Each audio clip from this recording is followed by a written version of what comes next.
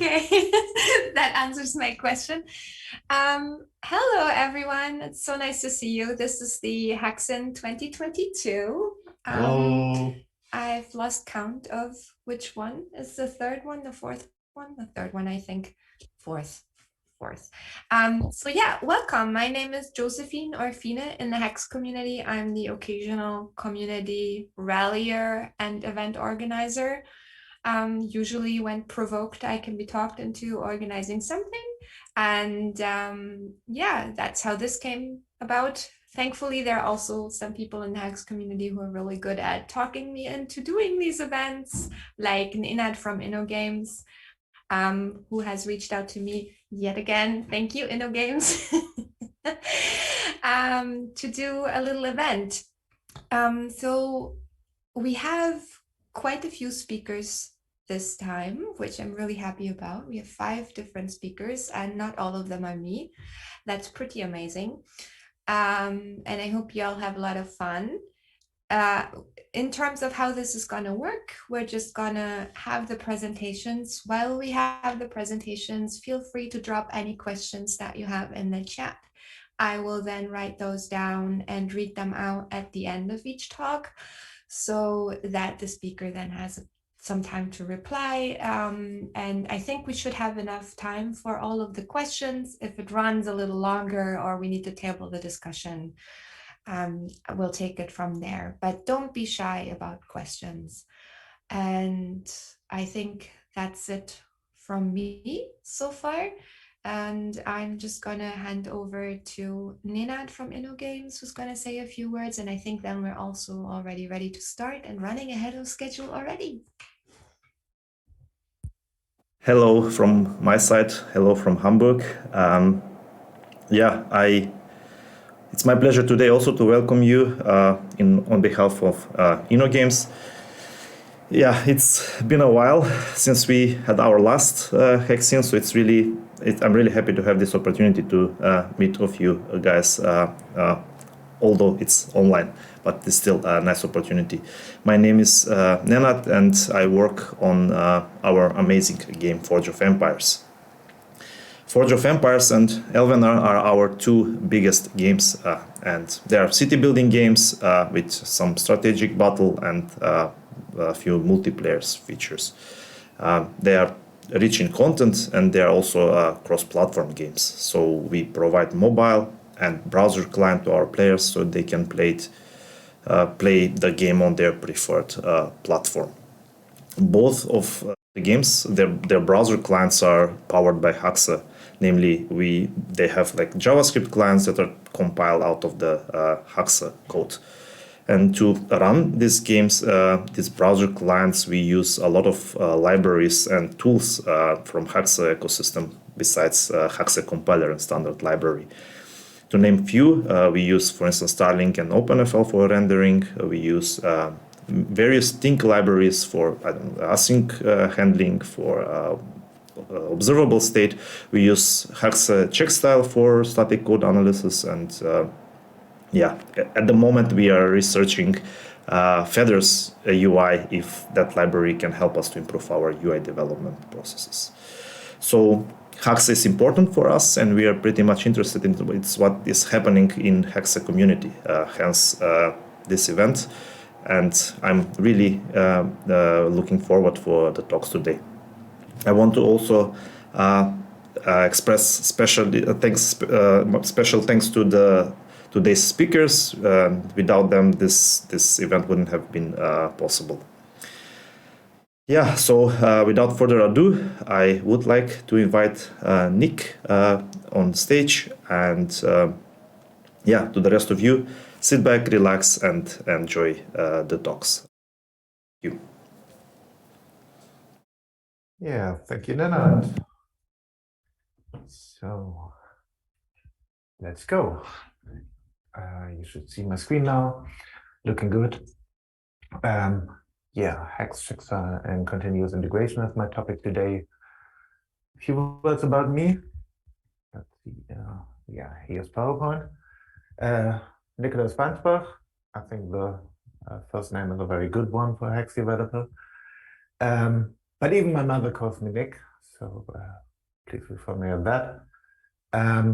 I've been working at InnoGames now for more than 11 years, and on Forge of Empires, the same project that Daniel is working on.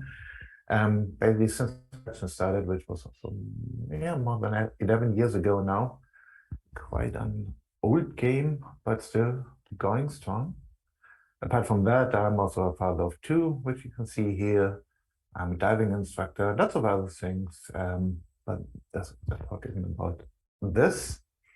And I noticed that I currently still owe you one. You might be thinking that, well, I know this guy, he already did a talk about textile in April last year when we had the last HaxeIn, and it's true. And the thing is, I ended my talk last year with this slide. So basically, I announced that our next step will be the bit-for-bit integration and passing all the textile output that we have and adding it into our continuous integration workflow. And it's a bit like those drawing things that you draw a circle and a square, and then you end up with a pretty nice picture of an owl.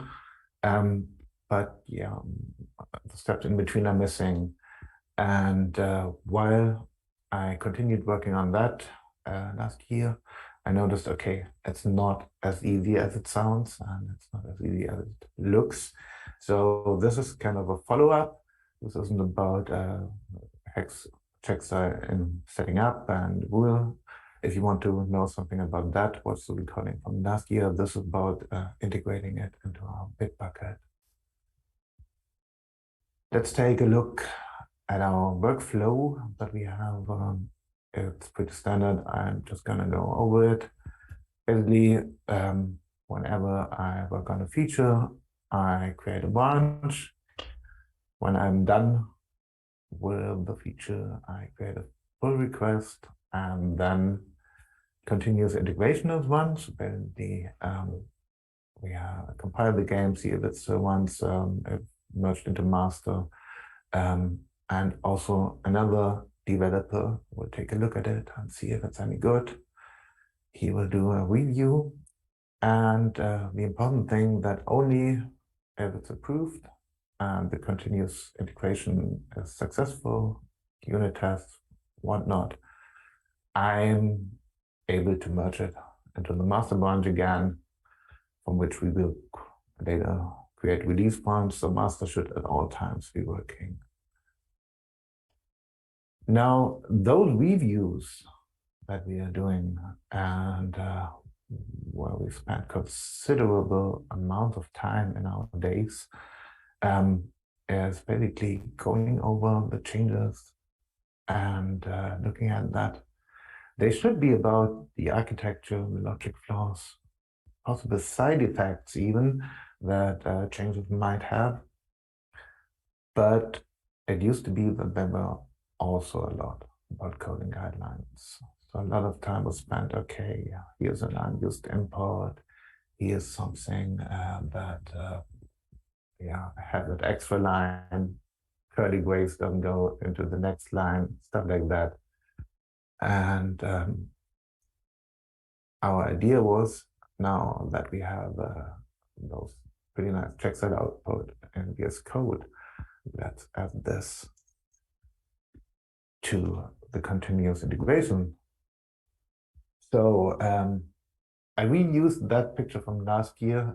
Basically, it was my son's attempt to automate tidying up his room. So he built a Lego robot.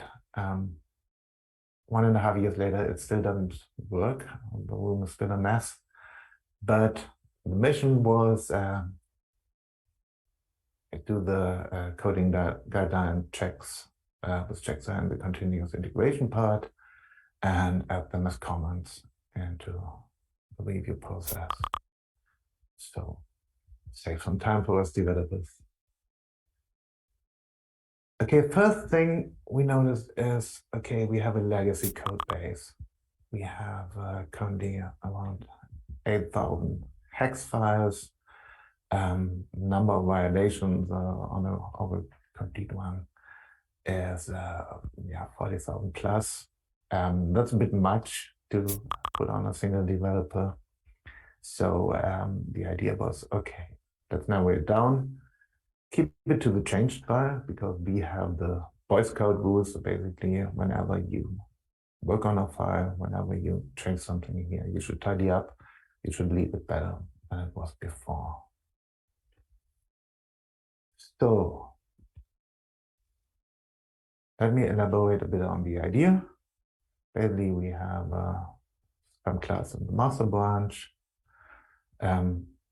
We create our own branch, make a change. And as you can see in the last thing here, we have the pull request with that name bar. And the desired thing was to have basically a comment in here. Okay, on line 4, you have an unused local worm. Pretty straightforward. Let's have checksum on. It will report a violation on line 4. Add it to line 4. Done. The thing is, it doesn't work like this. Why doesn't it work like this? Well, consider this. We have this class in master.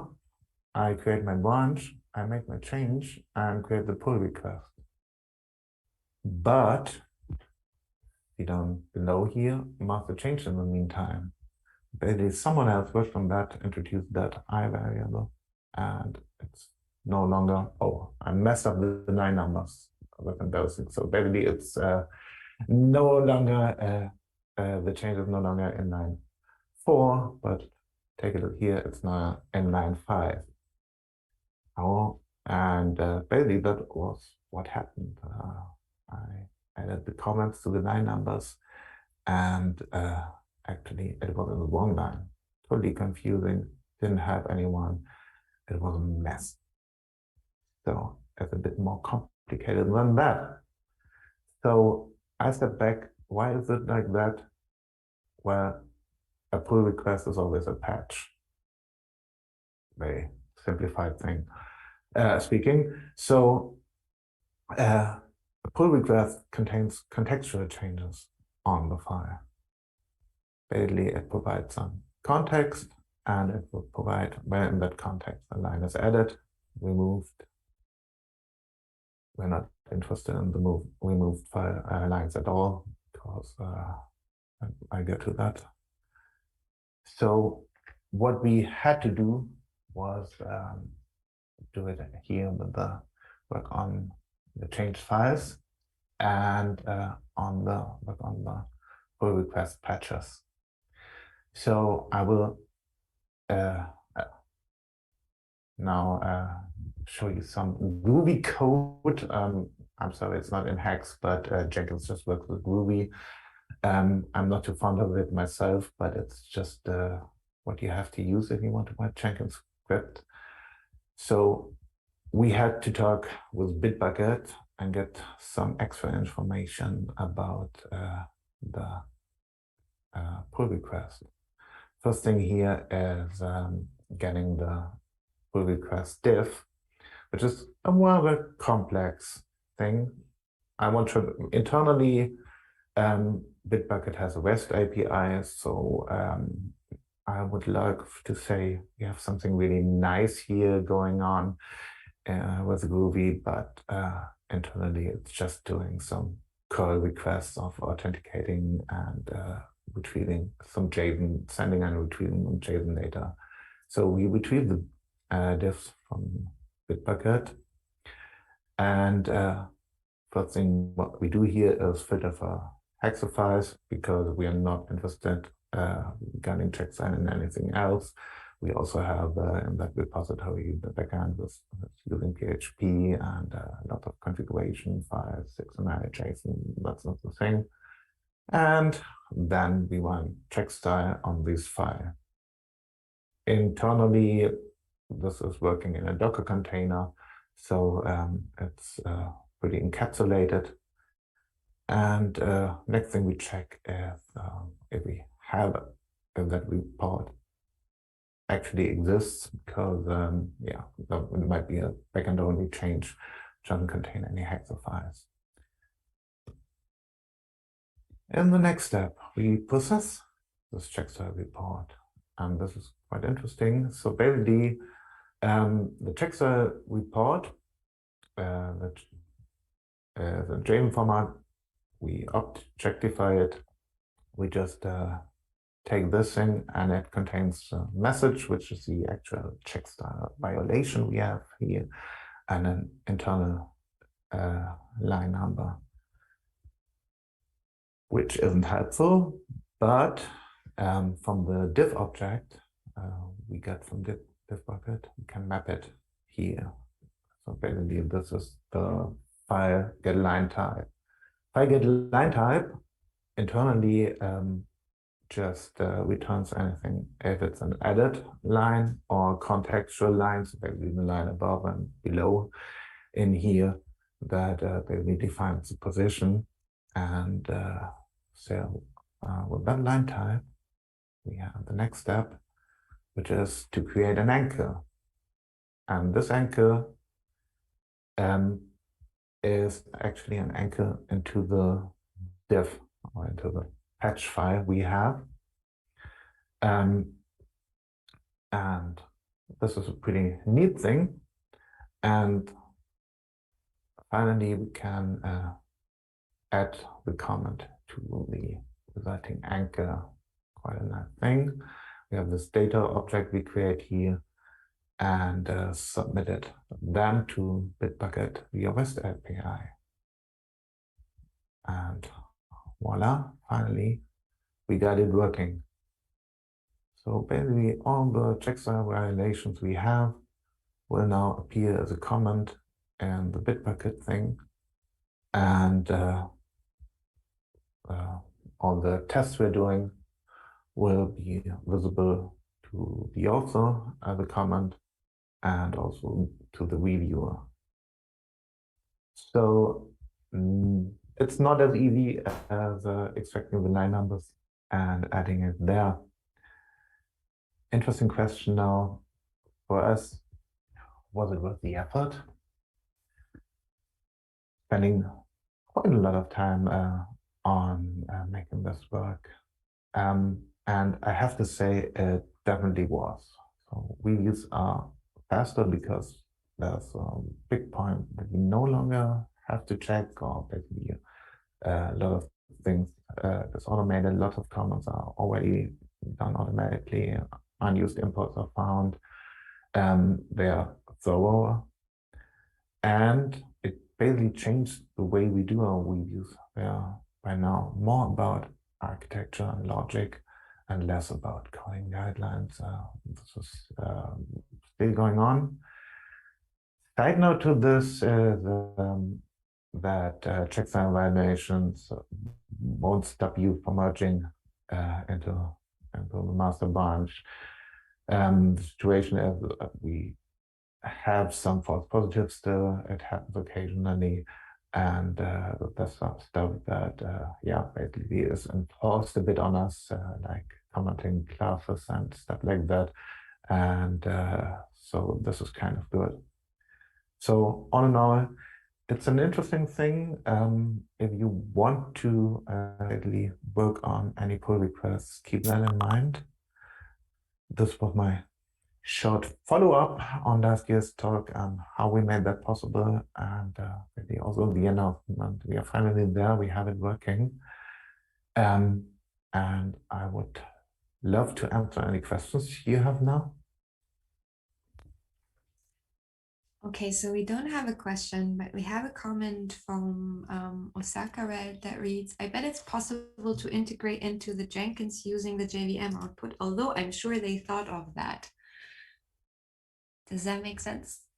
Yes, we thought of that. To be honest, I didn't get it to working. But so yeah, so currently it's the manual the long way. Okay. Right. All right. So probably we're already, yeah, we are now a bit Very much ahead of schedule. I'm sorry for Much that. ahead of schedule. Yeah, it's okay. I think the internet gods will forgive us if we're ahead of schedule. So I think we'll just move on then to our next speaker, who is Robert, who is speaking for the first time. And yeah. Oh, Wait, you're not live yet. Like, Yeah. just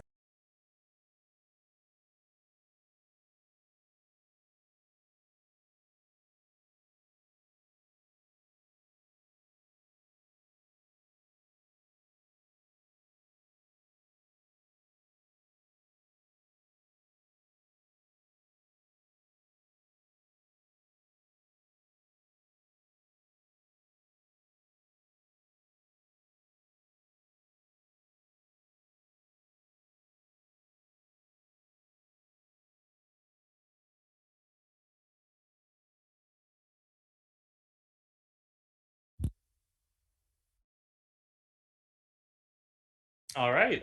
How do you do? This is 5 times Hacks Macros made coding fun again. My name is Robert Borghese. I'm an aspiring game developer. I'm currently working on and off on a Unity hacks game called Paradox about a time traveling cat. My goal is to one day develop a Nintendo Switch game, but you got to first make the game. So I'm working on that.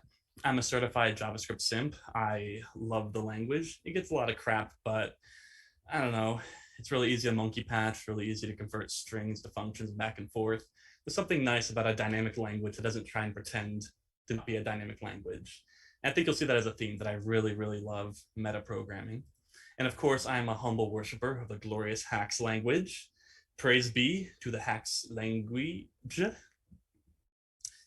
And so I apologize ahead of time if I go a bit too fast. When I tested my presentation, it was a little overtime. But I guess since we're ahead of schedule, I can, things should work out. So what's covered here is going to be approximately a journey of sort of the development of the macros I've been doing since the beginning of around 2022 and sort of libraries I've developed since then. This is a good talk for anyone maybe 2 years from now you're interested in hacks, looking for some insight as to how powerful the macro system can be. This is a place for you. I'm not going to be doing anything too technical here. A lot of these things are going to be very simple macro examples, though things get more and more advanced as my progression goes onward. So there should be a little something for everyone here. There will be some code samples at the start to try these things yourself. And yeah, overall, this is a talk about making hacks your dream language. Maybe it isn't at the moment, but you can make it possible. So let's go on. A little background before I get into my first instance of hacks macros really making my life a better place. The year is 2017, getting into C++. I'm trying to do some software development with Qt, and I installed this like sort of theming library based off of the material theme, that one where Google uses where you click on it and the underline comes out. You see some of it on the left right here. I install it, and unfortunately, it's not animated, or at least not the way I want it to. And this leads me down this whole path of getting super into animating stuff in code. Eventually, it would lead me a couple months later to creating all my own custom widgets in Qt, as you can see on the left right here. Same sort of design philosophy of material with my own little twist. Is this top one going to play? Let's see if I click it right here. There we go. I like this little checkbox I have right here where you can toggle between 2 different states, but they have their own name. And anyway, on the right here is my more recent work on the game I was referring to, where I used a lot of animation to make it look professional and nice, like a nice little animated menu system. Now, the reason this is relevant is the first time macros really hit home and made my life so much easier was that time I made a zero cost animation timer with a single line. So a very, very common pattern I would write is something along the lines of some arbitrary animation controller float value. Anyone who's worked with animations knows that the best way to do it is have some sort of like value that represents the current place in your animation. And this works great because you can move it forward, backwards. If it's halfway done, you switch it to go in reverse. Things still work out pretty nicely. But there's a lot of code you got to write. I mean, this is just moving forward. Oh, actually, let me turn my laser pointer. This is just moving forward. But of course, float values are a little inaccurate, and sometimes my rate isn't some multiple of one. So I've got to make sure if I go beyond the threshold, I stay at that latest final value of one. And then, of course, I can apply my animation. Say I want to make something fade in and stretch from about 50%, something like that transition right there. I do something where I can take my ratio animation value and, run some sort of formula on some like scale or alpha to make it occur. Now, the issue, unfortunately, is if I want to make it go back in, something like that, well, then I end up doubling the amount of code I need. I can set my target value to either 0 or 1, and my animation value would try to normalize itself to wherever that is, which looks great. It's solid. It is really, really consistent. I like it a lot. But God, is that a lot of code? Not to even mention, half the time I forget to include the delta time when I'm doing game development. I even forgot it here. I forgot I had this. So what are my solutions? One thing I could do is I can make a function. This would be a pretty classic way of handling things. The detriment, sorry, I can't really reassign this variable, so I have to do it manually. And then I also have to pass this callback, which may be in a very frequently called update loop. I think a more classic example may be with a class. You'll have an animator class, pass it a rate, pass it a callback, and then we can update it like this and then start and reverse it. But that's a lot of bloat. That's a lot of garbage collection. I don't know, maybe I just have that performance paranoia. So what I ended up doing was making a macro. This is a very bare bones macro. I just take, a sort of template of the code I want to just place somewhere. I give it all of these sort of expressions that I might need to modify for each instance, and it's good to go. Pretty bare bones thing. So I can, use my variable, call it like it's a function or method, and then pass whether I'm going towards 1 or 0 and the rate we're moving at. Delta time built in. If I want to add a callback, I can also do so without needing to worry about performance issues with, an actual runtime function being passed. I can actually dynamically include it with the final generated code using this expression that dynamically checks whether do I have an on change expression. If I do, let's make a little alias to my current value and call the function, and otherwise we'll just leave it blank. And then I can do something like this. So a lot of people don't recommend it when it comes to macros, but I just love putting the expression right in there. But a system that looks more like a typical callback may look like this, where we can animate some arbitrary object by having this animation number move based on the should show boolean. Whew. So a quick shout out to TweenX Core. I love this library. Oh my God, imagine what we had before, but you can take any float value, give it a little easing curve. That's the whole reason we do stuff from 0 to 1. So you can just take it, ease it, and then apply it just like this, and boom, everything looks so much nicer. So check that out if you're interested. Now, for you new people who I may have been referring to earlier, you may be wondering, okay, so what you're doing here is you're adding methods to ints and floats. How is that happening? And the answer, of course, is static extensions. Using the using keyword, we can create a module, create a function that takes the first value as a self value. And then if we use using in another file, we can then just call it like it's some sort of method. And that's pretty cool. That's what TweenX Core uses for a lot of its using functions on floats. Me, on the other hand, I personally adore doing the same thing, but with macro functions, which is possible. If you create a macro function like this, and then you use that, any arbitrary expression can have this method used on it. All you got to do is use this using right here, and you're good to go. Now, perhaps there's a handful of you like me who are thinking, I hate importing stuff. I'm typing around, I'm writing my code, but oh man, now I'm like down here 2,000 lines down, and I got to scroll all the way back up. I guess the editor can do it sometimes, but sometimes my macro function just isn't registered. Well, the solution is quite simple. Import.hx. Just add this file to the top area of your Hax package. Use all the imports you want to apply globally to your project. I mean, a lot of people are going to tell you to be careful, make sure you don't have any conflicts. But overall, I think if you're the one who writes it, you know what's going on. You check out more information here. And yeah, the important takeaway here is not exactly the Hax macro I was referring to earlier, but the fact it's so easy. It's so nice to configure Hax to work like it's your own language. I I wish I could just have this move towards feature on every float, every value. And with Hax and import HX, I can. And features, they're important to me. I am someone with a lot of commitment issues when it comes to programming, that is. I know a lot of people say, like, oh God, another programming language. Ugh.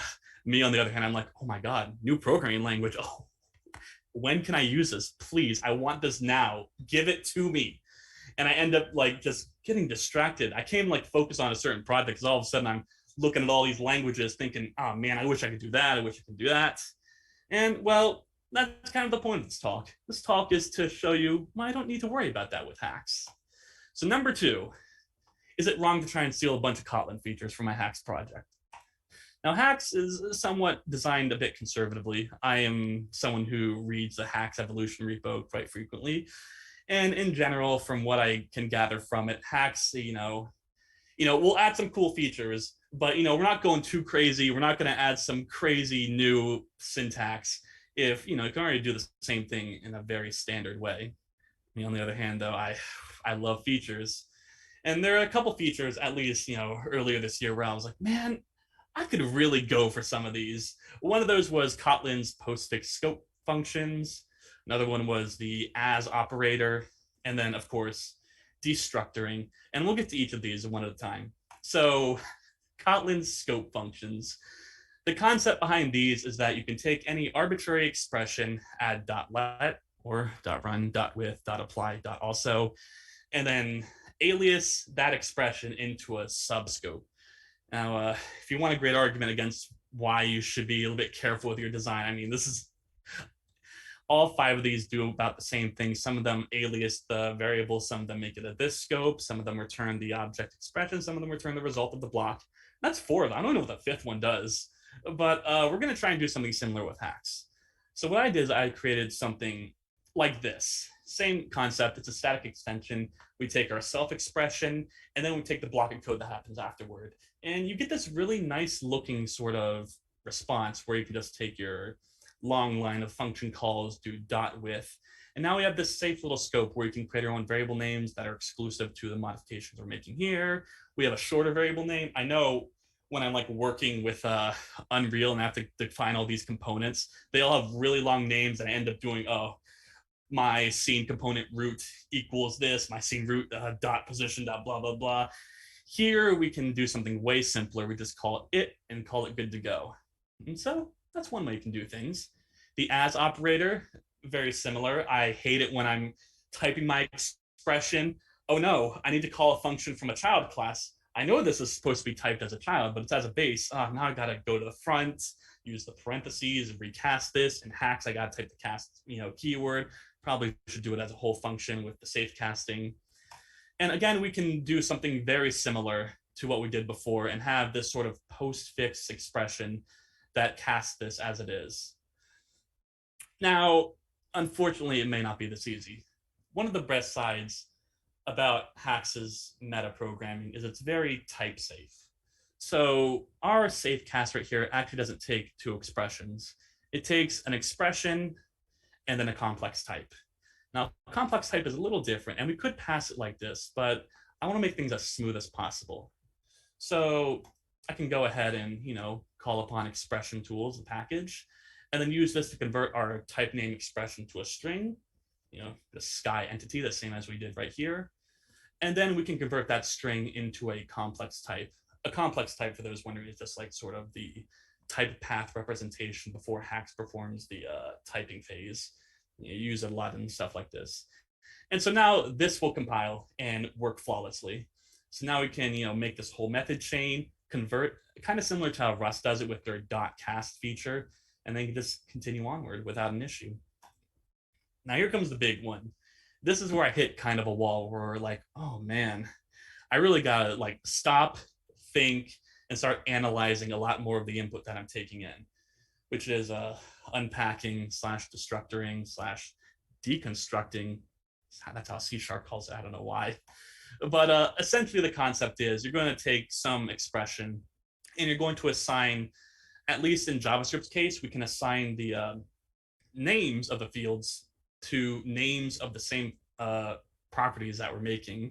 So a simple example would be we take the string and we can get the length just by doing this. And now we have a length variable, which maybe not that helpful. But a better example would be when you're loading a module in Node.js and you have to, take certain functions. You don't have to you don't have to take fs and then do fs read file, write file. You just get them directly like this, which makes your code just a tiny bit cleaner.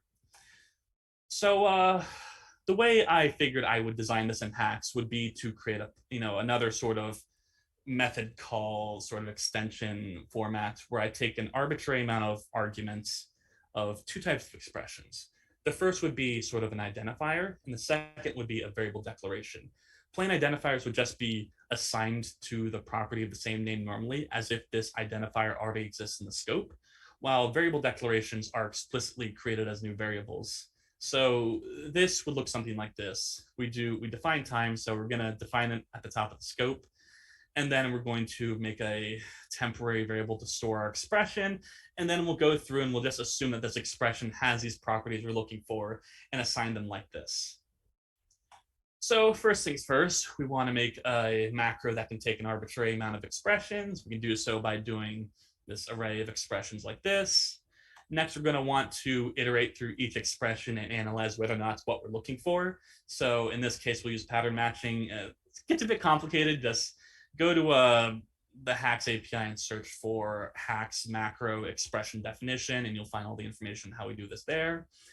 But we can, take a constant identifier, get its name right there. We'll take a constant variable declaration, and we're going to make sure it's just one instance in the list of possible variable declarations, and we'll get its name like that with the pattern matching. Anything else, we can do context.error. This will send a compiler error straight to the position where this expression came from. So if you're working in some sort of code editor, this will actually give you an error right where the parameter is, which is really nice. So the final thing will look something like this. We're going to want to make an array of all the assignments we're going to make at the top, and then, or all the assignments we're going to do in the block of code, and all the initialization statements we need. So for both of these, we're going to take our name of our identifier, place it right here, assign it to the identifier in temp. Like I mentioned before with the cast, Hax can sort of ascertain what type of type it's looking for. So while right here we have to explicitly say, hey, we want to convert our string into an identifier, field access only ever takes strings. So we can just do it directly like this. And so both these have the same sort of thing. We're going to push that assignment into the assigns. The variable declarations, we'll just push the original expression into the array because it already should be formatted correctly. And then down here, we're going to sort of create our template for what we want. The merge block metadata is going to simply remove the scoping from the block of code. So we want to do this just to make sure that all of our variables we define right here are at the top scope where we're calling this function. But everything else, just keep the clutter from getting too crazy. We just put our temp variable right here and then do all the assignments right here. Okay, so that was a lot, but that was pretty cool, right? We can sort of take this very, I guess you could say, very simple idea, and with a bit of logic, we can make Hax work a bit smarter. And I would eventually take these, the main feature being the unpacking, and create my first library called Hax Extra Features. Just an arbitrary amount of features here and there to make your life just a tiny bit easier. So let's move on to number 3. So speaking of libraries I created, I'm now going to talk about what I consider my magnum opus, a certain magic library. The problem we have, or the problem that caused me to do this, is as someone who is doing a bit of JavaScript game development, I'd often hear that you don't want to use the JavaScript array for each, map, filter if you're working a lot within like an update loop or something that's going to be called frequently. Same sort of sentiment I hear a lot, at least in the past, with C#'s link. If you're using Unity, you don't want to like call upon that link where, for each, all these functions. Just make a simple for loop and do everything in there. Though apparently in .NET 7, link is getting way better, so who knows? So here's an example in Hax how you may do something with an array. You'll get the array, you'll pass it to filter. It'll filter through the array and iterate through some for loop. Take that array, pass it to map, loop through that array, and then finally filter again, we'll loop through that. And now we have an array of these, I guess, hypothetical entity positions that are just close enough to our target. But that's also 3 iterations. Probably want to do something like this instead if you're worried about performance. Just do 1 for loop. You can do all the conditioning you need right here. If you need to reassign or map to another value, you just create a new variable. Very simple. But what if we could automate this? We talked about adding features from other languages in the previous part, but now we're going to look at taking existing features every language has and just making them that much better in Hax. So I have this idea of converting these method chains to that single for loop. And at first I thought, that's going to be a lot of work. You have to really think about what the human's going to want to write. But when I really broke it down, it wasn't that bad. The important part is there's going to be 2 types of functions we're going to be working with.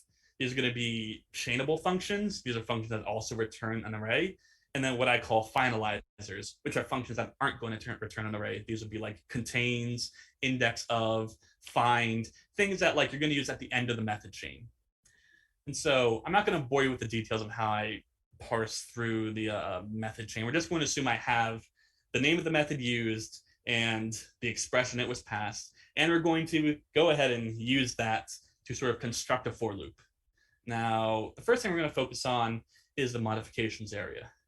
Now, we also have the initialization area and the results area, but these we can just go ahead and default to being an array. So we'll just set our result variable. Let's assume this is like a block scope and it's going to return results. We're going to create result and push whatever makes it to the end of this for loop.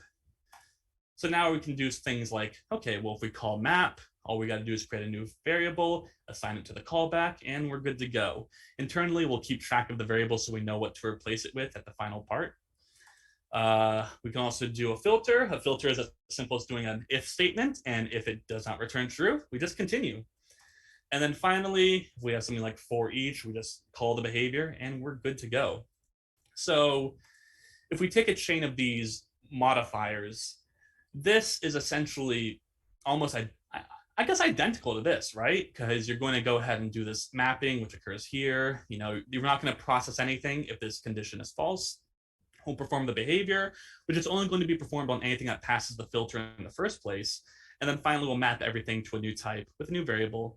And then using some, easy logic, we can take our finalizer expression and give it that variable we ended up with right here. Now, on the other hand, let's look at the finalizers. The finalizers are actually really, really simple because all we're doing is modifying the initialization statement and then the final statement. We don't have to touch anything in the modifications area. So contains, once you call contains, we're done because it's returning a Boolean, and that's all we need to worry about. So we just simply set a result variable to false. And if we find our value, we're going to set result to true. Simple as that. Same with index of, we can create a new value called index. We can increment it. And then we'll use the index to assign to our result if we find the value we're looking for. Same with find. Hypothetically, we have a find function that takes a callback and returns the element. Our result variable will just be the element we're looking for, and it'll start as null. But if our callback returns true somewhere around here, we'll assign it to whatever value is currently with the variable. So combining these 2 things, we get this sort of very simple, very nice to look at chain of methods that we can convert into a single for loop instead of, the 4 for loops that are going to happen behind the scenes in this one. So yeah, I'm pretty happy with this, and I use it a lot with my game. The future is now. We don't have to write for loops anymore. The AI is taking over. It can do everything for us. We don't have to think about it. I haven't written a for loop in Hax in months. except for the ones I wrote in this presentation, but don't think about that. Anyway, if you want to see the full thing, you can check it out. I released a library after extra features called Magic Array Tools, but it does essentially this. It takes, just analyzes your project. It takes these extensions. It's a little complicated. I couldn't really get the macro functionality work, so it kind of uses build macros at some points, but overall, it works flawlessly. And there's even debug features that see what kind of output you create with your method chain. Now, oh yeah, let me take a quick drink.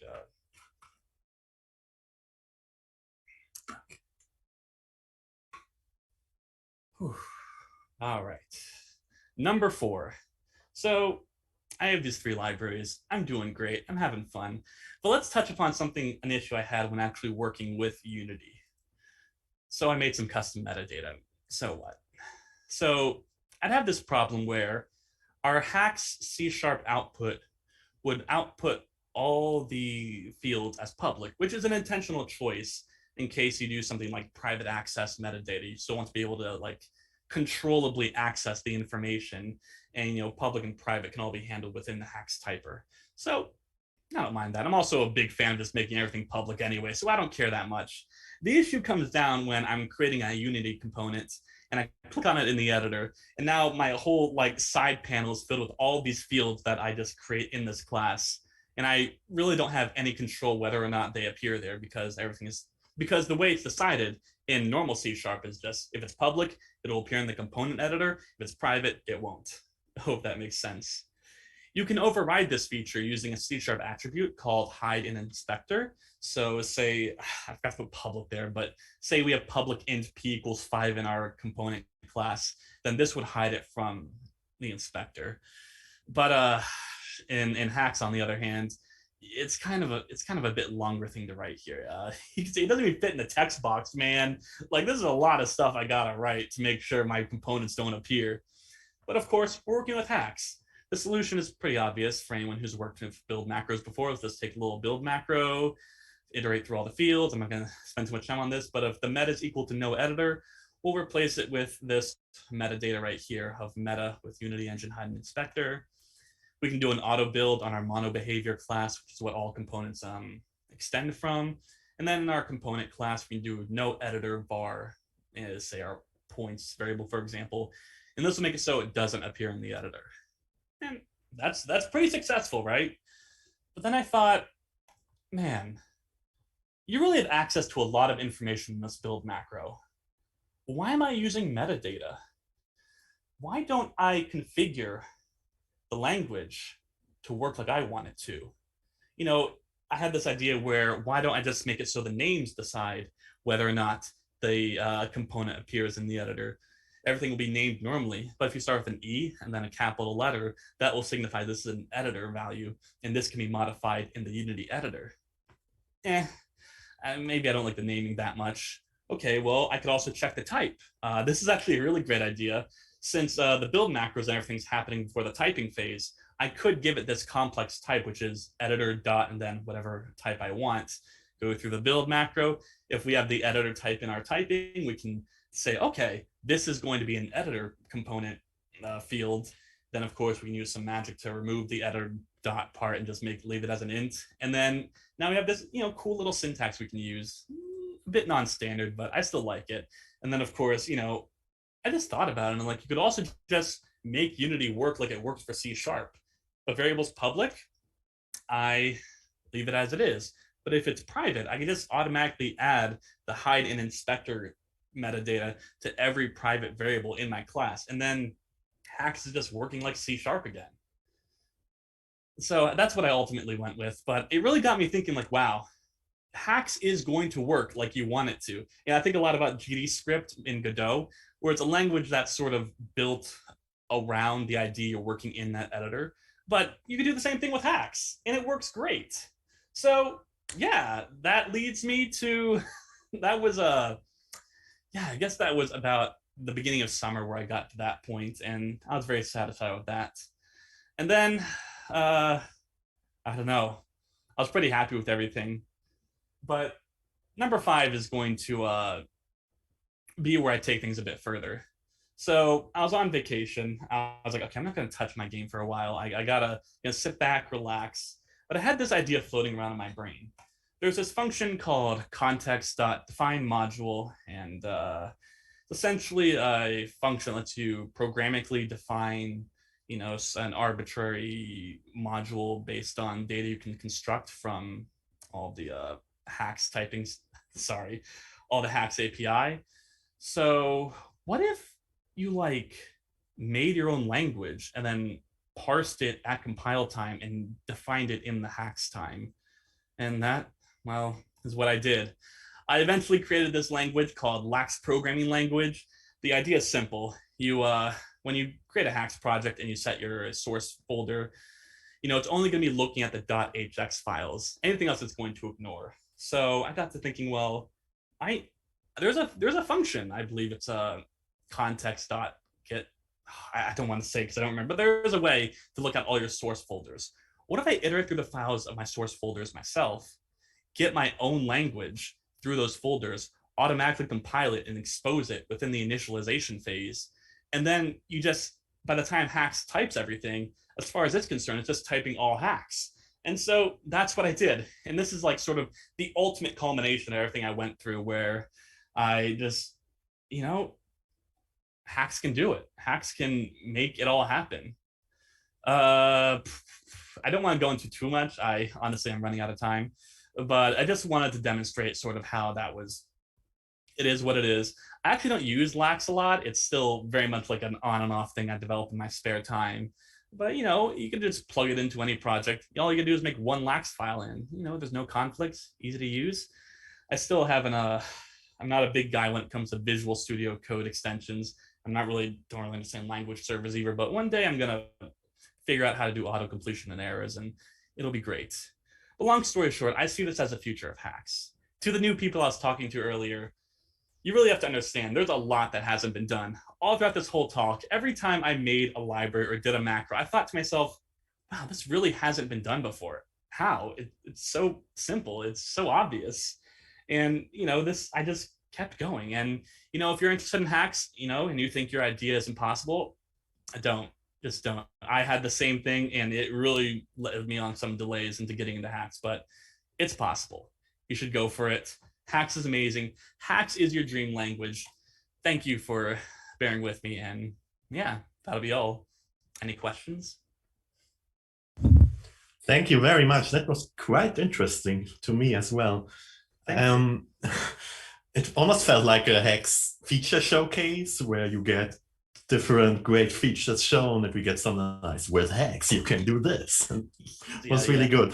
Thank you. I was wondering, maybe I shouldn't be asking this, but you now had 5 things that made coding fun again using macros. I wonder if that is like a single thing that you'd like to have in macros, which we don't have, which would make it even better.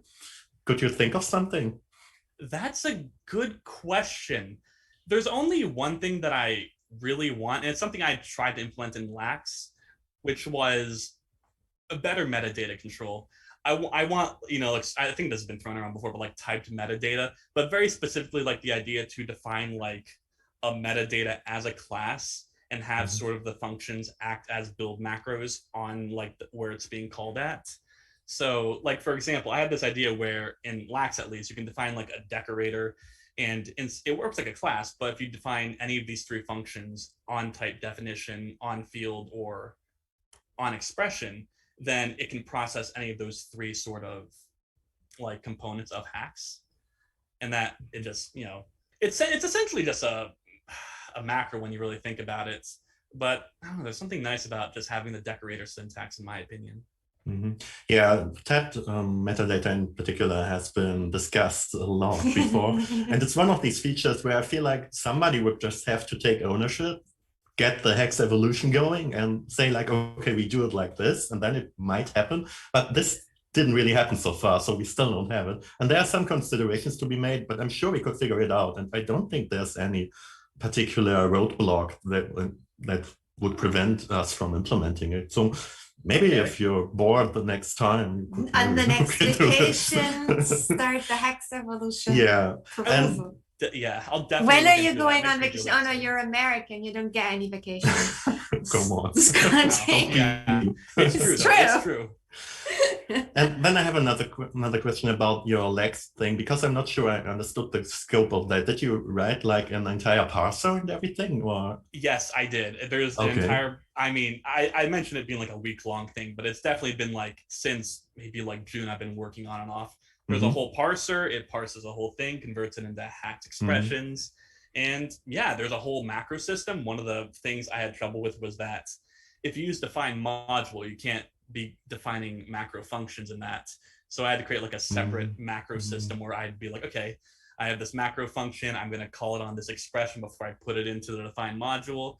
And so, yeah, it's as big as a project as it seems, but it is what it is. That's no, it's quite interesting. Often projects like that lead to quite interesting results, and of course it's a lot of work, but it's also quite rewarding. So yeah, that's very interesting. All right, I think with So I that, just want to make sure I understood that the case for Hex is that you can make your own shiny objects to satisfy your shiny object syndrome. Absolutely, absolutely. Okay. okay, that's a nice tagline. Okay, then I guess we're ready to move on to the next talk. Yes. All right. So like, Yes. thank you, Robert. And now it's Jonas's turn.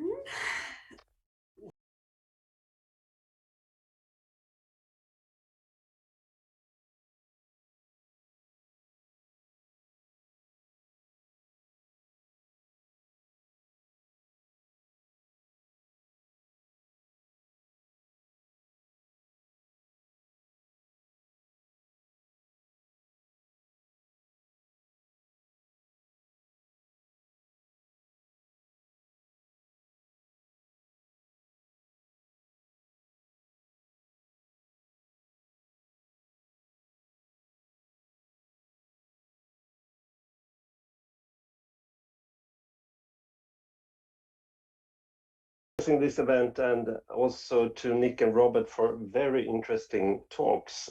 Very nice to see a glimpse into the enterprise hacks world. And also, Robert, I have so much homework for you to do. Really interesting talk. And so I will talk about Hax web development in a React world. And the thing is, I've been using Hax for a long time, and it has led me to a situation where I do a lot of React cooperation and things. And I just want to present to you this kind of journey, what it involves, and something about the stumbling blocks and so on. So who is this talk for? Maybe Hax guys not knowing that much about React tools and workflow. Hopefully some React guys not knowing that much about Hax. Me, myself, back in 2018, I would have loved to see this talk. Who is this talk not for? It's not for Hax experts and React gurus and Webpack wizards. It's not for Uri and Kevin Jung and Rudy Guess and those guys. I hope to be able to show how to get going with Hax React, point out some stumbling blocks and possible solutions, and also inspire someone out there to start using Hax React. Maybe also point out some areas where Hax doesn't deliver what is expected right now.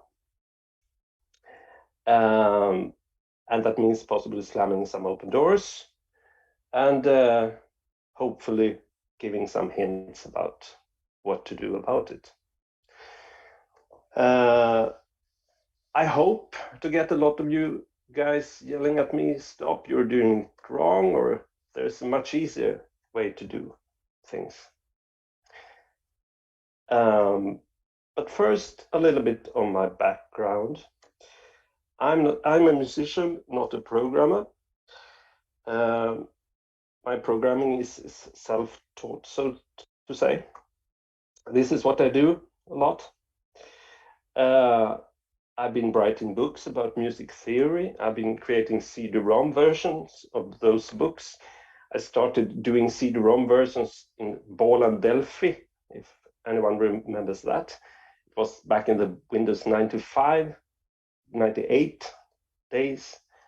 That's how old I am.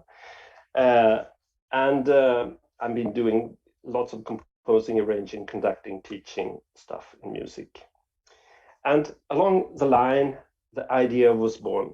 Could I create a tool for choir singers, a pedagogical tool that could ease the rehearsal process and learning process? And I started experimenting with ActionScript 3 and PHP back in the days. And that led me to Hax, ActionScript, of course, but also I remember the very first question I posted in Hax community that was answered by Franco Ponticelli. It was something about PHP and Hax, so very long time ago. This tool is online. It was online for many years under the brand Scorex. It's still online, but under another brand. The concept is a multi-channel audio mixer, started in ActionScript and then Web Audio API. It's synchronized graphical pointer in the score. And I've been producing front-end stuff, back-end stuff, and content stuff, and managing this project for a long time. And as I was going on, there was more and more cases for using Hax. The player was in ActionScript and the backend was in PHP, but there's a lot of tooling to do. And one of the really wonderful things with Hax is that it is so usable, versatile. You can do things so quickly, being manipulating XML or JSON or whatever databases or stuff. Back in the days, I wrote an admin tool for administrating SQLite database files written in Hax C++ using VX widgets. It was somewhere around 2011 or something like that. No way I could have done that without Hax. As a sister project to this Scorex thing, there is up and running a site called Körakademin, Choir Academy. It's an online learning site for choir singers.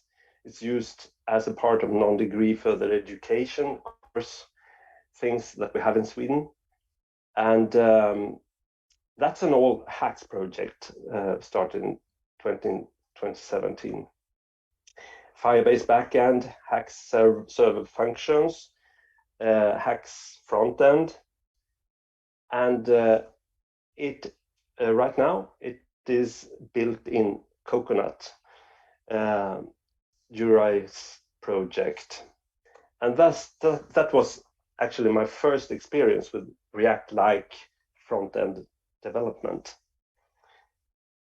As a part of this courseware, just an example of the content, we have dynamic music notation to present clips of music inside the content, so to say. I created a quick syntax for that, so we can write in Markdown. The second line is the quick syntax for a musical clip. that is on the fly, generated both graphics and playable audio. So we have a on the fly editing of these kind of things. Very nice. Since 2021, I've been working as a half-time professional programmer for the first time. And that was because Scorex didn't continue with the distribution of content themselves, but instead there was another company taking over the content distribution. And I was recruited in that process to work with migration of the content from Scorex platform. And also for creating the first generation player for the new company with Scorex integration, so to say. And then I used Hax just because no one could stop me. And that led to generating a Hax NPM library that was then integrated into a React Next web application. And in that process, I was forced to learn the React ecosystem, learn and learn. It's huge, and I had to step by step start grasping these concepts of React and the ecosystem involving create React app, npm libraries, webpack, building and deploying, so to say. Since then, not that much Hax in that project because someone could stop me because of teamwork in the new company. And that's the way it is. Just face the fact. But all the time, I've been using Hax React quite much. I use it for everything that I need to do that's web related, that connected to the things I do. And because why not? Because I like it a lot. Hax React was created back in the days by Philippe Elsas, and a lot of contributors, some contributors, Kevin Jung, Rudy Guess, and Thomas Petiveau, and others have been contributing to it. And it makes it possible to write React-based Hax applications. React, of course, as you know, is the biggest player when it comes to web development.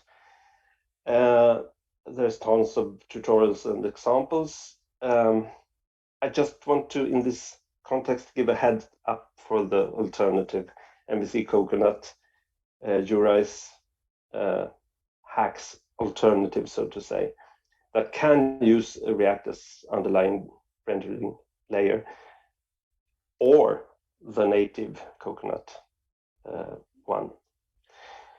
It may be more Haxish than React, Hax React, naturally, and it's definitely more Hax-tinkish as it's created by Jura. So I want to give a look into how to integrate Hax in a Create React app project. We will set up a project. We will integrate Hax into the workflow. I want to point out some stumbling blocks that you might face when you do this, and hopefully point out some solutions. And I would be happy if I get feedback on this, ideas or improvements. The source code is on this GitHub repo. And there are branches for the steps that we are going through. Here's a quick glimpse on the versions that I'm using right now.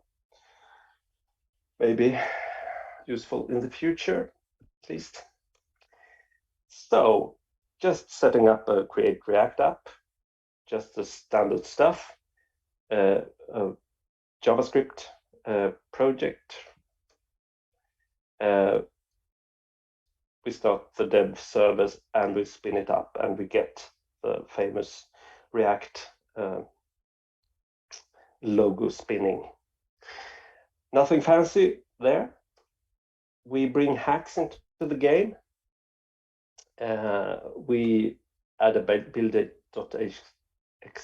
and test.hx into our project. I use a separate folder for that. And in the build.hxml, we are not using a main because we are building a library here. We're not creating the main entry point for the application. That's handled by our React application. So no main in .hxml, hard to pronounce. And also note that we are generating our JavaScript inside the Create React app source folder. I'm using the flags JS Classic and JS ES6 to give a bit prettier JavaScript. And as a first test function, we just create a say hello one, and we trace a hello statement string. We must use the expose metadata to export the test class to make it importable from the JavaScript main application. And then into the app.js, we can now import this Hax generated class using standard JavaScript import ES6 style. And everything works fine, or no, it doesn't. ESLint doesn't like the JavaScript generated. As soon as we import this test class, we get this ESLint message. We can, of course, solve it with some configuration stuff in ESLint setup, but I do it this way. I use Hax for this. I create a ESLint file containing just a ESLint disable statement, just a normal text file, and I in the build.hxml tell the Hax compiler to include the content of this file in every generated Hax file compiled, and we then get the ESLint disable statement at the top of our Hax files. That's one way of doing it. Build macros in Hax. Now things work, and we can also consume our Hax function and get the expected output in the console. Nothing fancy. We are up and running with Hax in this context. So let's bring React. I do it this way. I create a local repo just because it's handy. And we install Hax React, HaxLib install React, and we add it to the build.html. L for the library or lib. I also include some compiler flags to be able to use fragments in the JSX code, and also some other thing. I don't even remember what that really does. So when it comes to React, everything nowadays is about functional components. So we will start there. And when we want to use JSX in our Hax code, we need to import the React macro.jsx that parses the JSX and makes it possible to use it in Hax code. So we import that into our test.hx file, and we create a functional component called test component. Please note that we have to use capitals for the function name here, because that's the React way of dealing with functional components. So our function name is test component with capital T. And also we use expose and native metadata to make this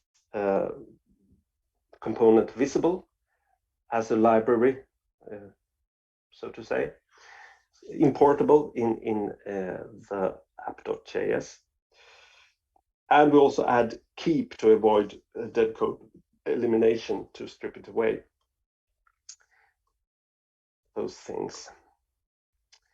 And it returns the JSX code that we have to wrap in the JSX function still, because we are waiting for the XML DLS Hax evolution to sort this out.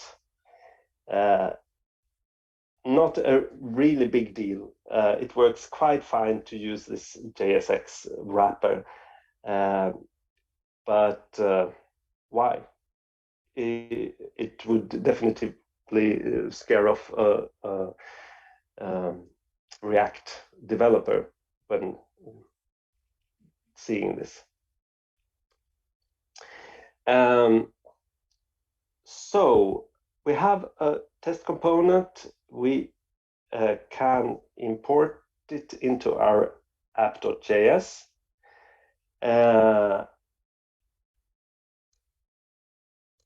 And can include it in the app.js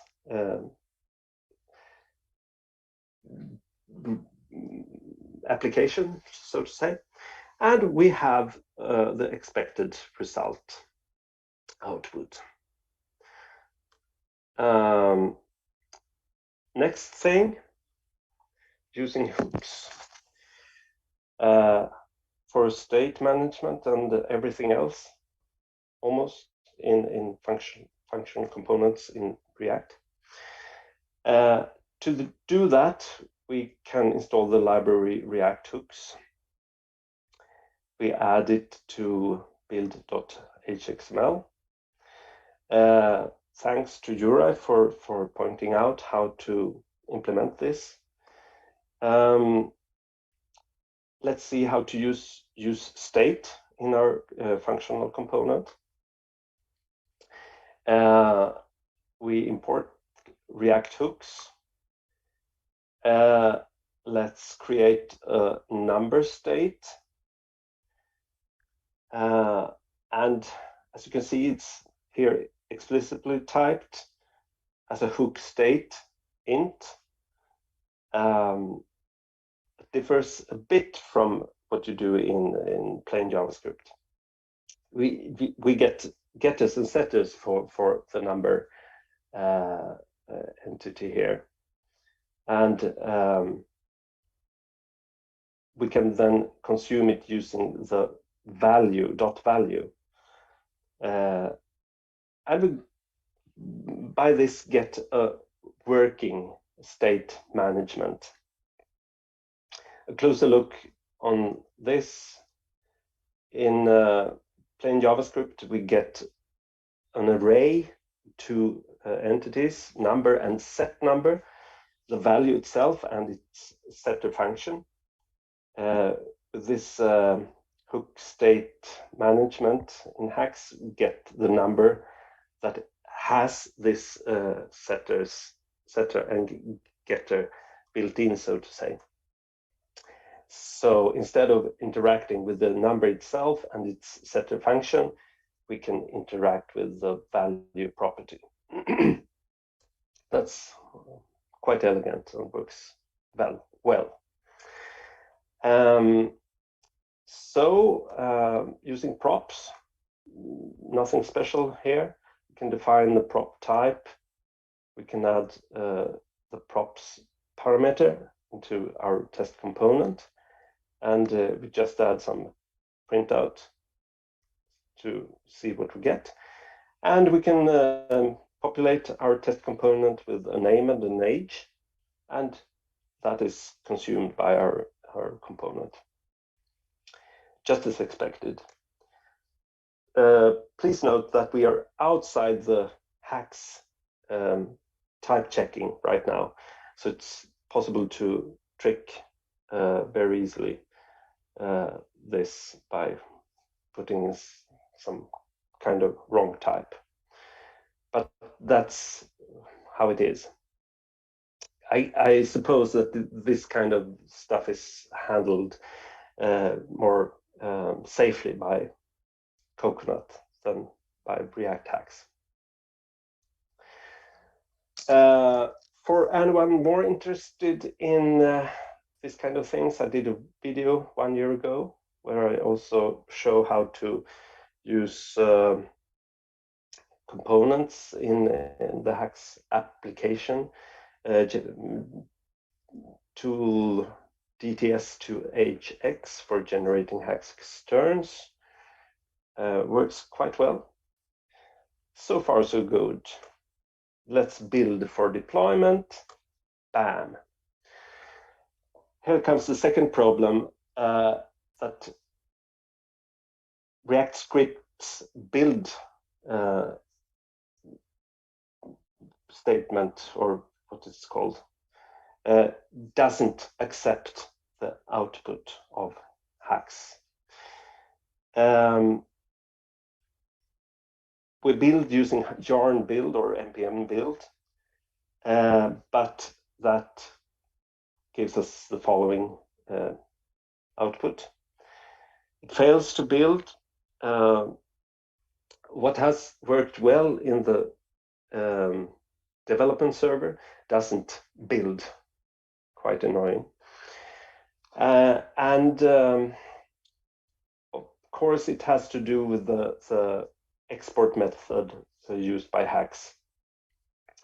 I don't know that much about this, but that's just isn't valid. It was a year ago, then it wasn't a problem, but right now it is.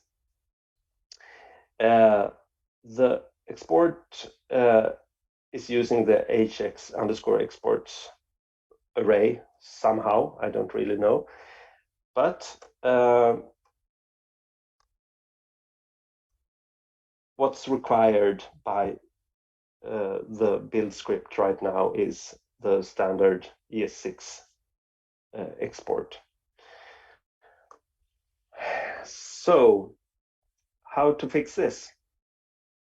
Well, you can do a custom Hax script to modify the generated output, but that sucks. It wasn't a problem a year ago, but now it is.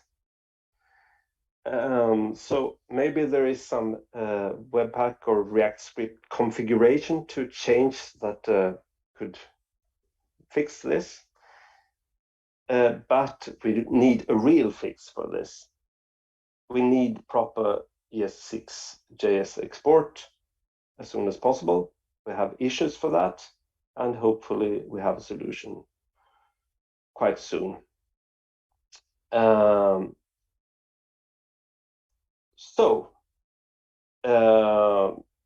There is a way to get around this, and that involves using Ben Merck's genes library. That's really very interesting.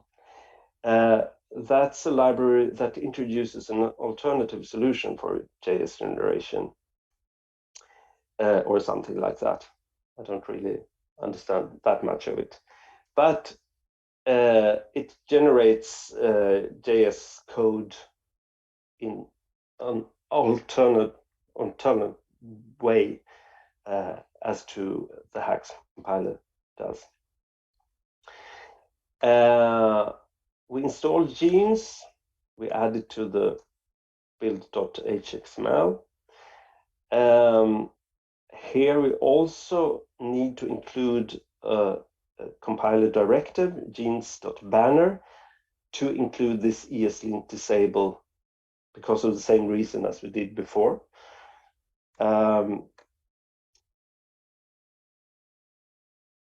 Also, we need to take away the expose and native compilation metadata because genes handles this for us.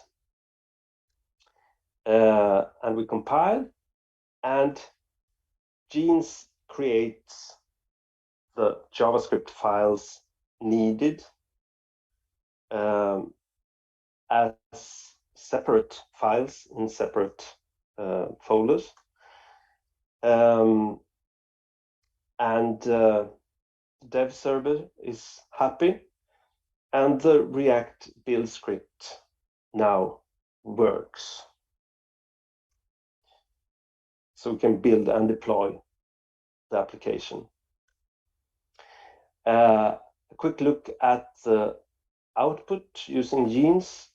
We can see that we have import statements for consuming the Hax code needed, and we have ES6 standard export style.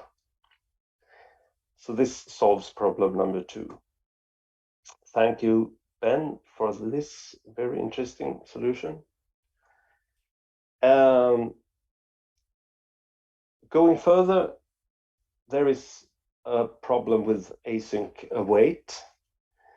As you know, a lot of modern JS code relies on this very heavily.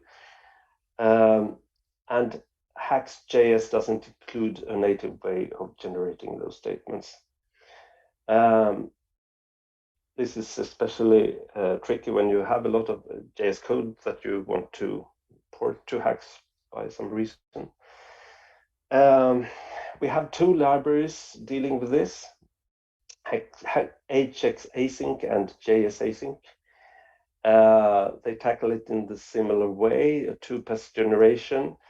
First pass generating placeholders for async statements, and second pass replacing those statements. Unfortunately,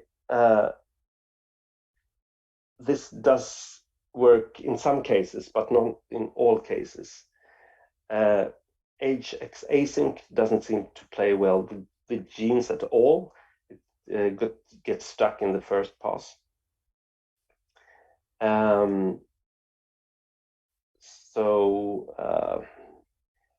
Not much to say about it. I guess that you guys understand the process.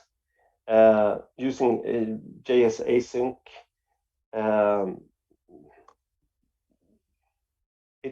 it works, but it's not that pretty, and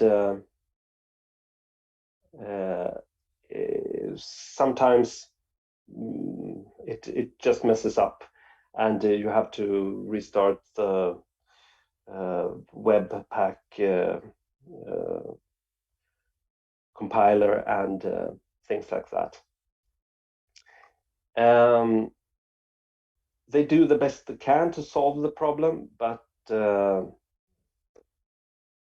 it's not super reliable, and it don't play well with genes, unfortunately.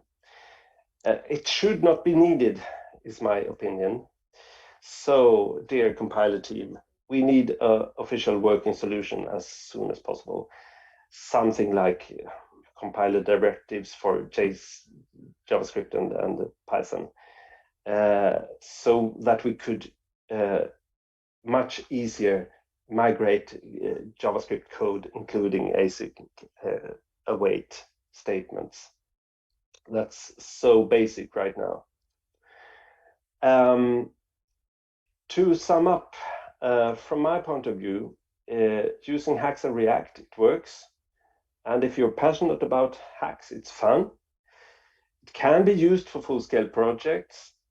Expect some problems. There are solutions for most of them. The Hax community is great and willing to help. Not that many are using Hax React, as far as I know. Well, that might be a problem. When it comes to Hax itself, what needs to be done as soon as possible? We have to solve the problem with the export statements. It isn't good enough with the solution that we have now. We need some kind of support for async await, very important. And we need to solve the thing with XML DLS so that we can use JSX directly in Hax code without any wrappers or things like that. And we would need something like the genes output directly from Hax, so that we can bring the Hax generated code into a professional React project with honor, and not the kind of single file output alternative that we have today without genes. So that it becomes a solid TypeScript alternative or something like that. That's it. Thank you for creating this event and so on. If anyone is interested in this presentation, there's a link how to find it. Thank you very much. Thank you. We had some discussions in the chat about the difference between Hax React and React Next. And I'm not sure if I missed it in your presentation, but did you mention React Next as an alternative to Hax React at all? Actually, I didn't. I haven't used React Next myself, unfortunately. Okay. That there might be things going on there that are taking things further, but well, I've just used the standard Hax React created by Philip and in that line. I've not used Rudy's solutions, unfortunately. Okay, I see. Because from my understanding, it's basically an upgraded version, so it might address some of the issues you mentioned. Like, for instance, the type safety one, Rudy mentioned in the chat that that's not a problem in React Next. So I'm not sure how easy it would be to migrate from Hax React to React Next, because I don't know how these frameworks work really. But yeah, maybe that would be an idea. I guess when you're inside the Hax scope, there's not that much problem with the type thing, because you can have types on both sides of the component, types input and output from the component that could be safely typed. So then there is no problem right now as it is with Hax React plain. But I'm sure that Rudy has a lot of things to contribute to this perspective to things. I would be glad to know more about it. Yeah. All right, I think that's it Just then. a question here. No, that's not. How long are we going to take a break now? Yes, we're gonna take like a 15-minute break. You want a 15 As minute window is scheduled, like. just for everyone to get some tea. And Yeah, but then it's a 25-minute break, so that's a bit long. no, just 15 minutes, as I said. Okay, like, you we're said still, as scheduled, that would be oh a no, 20. we're still 10 minutes ahead, Yes. but like just 15-minute break for Okay, everyone to like so we'll get be some back dinner. in 15 minutes.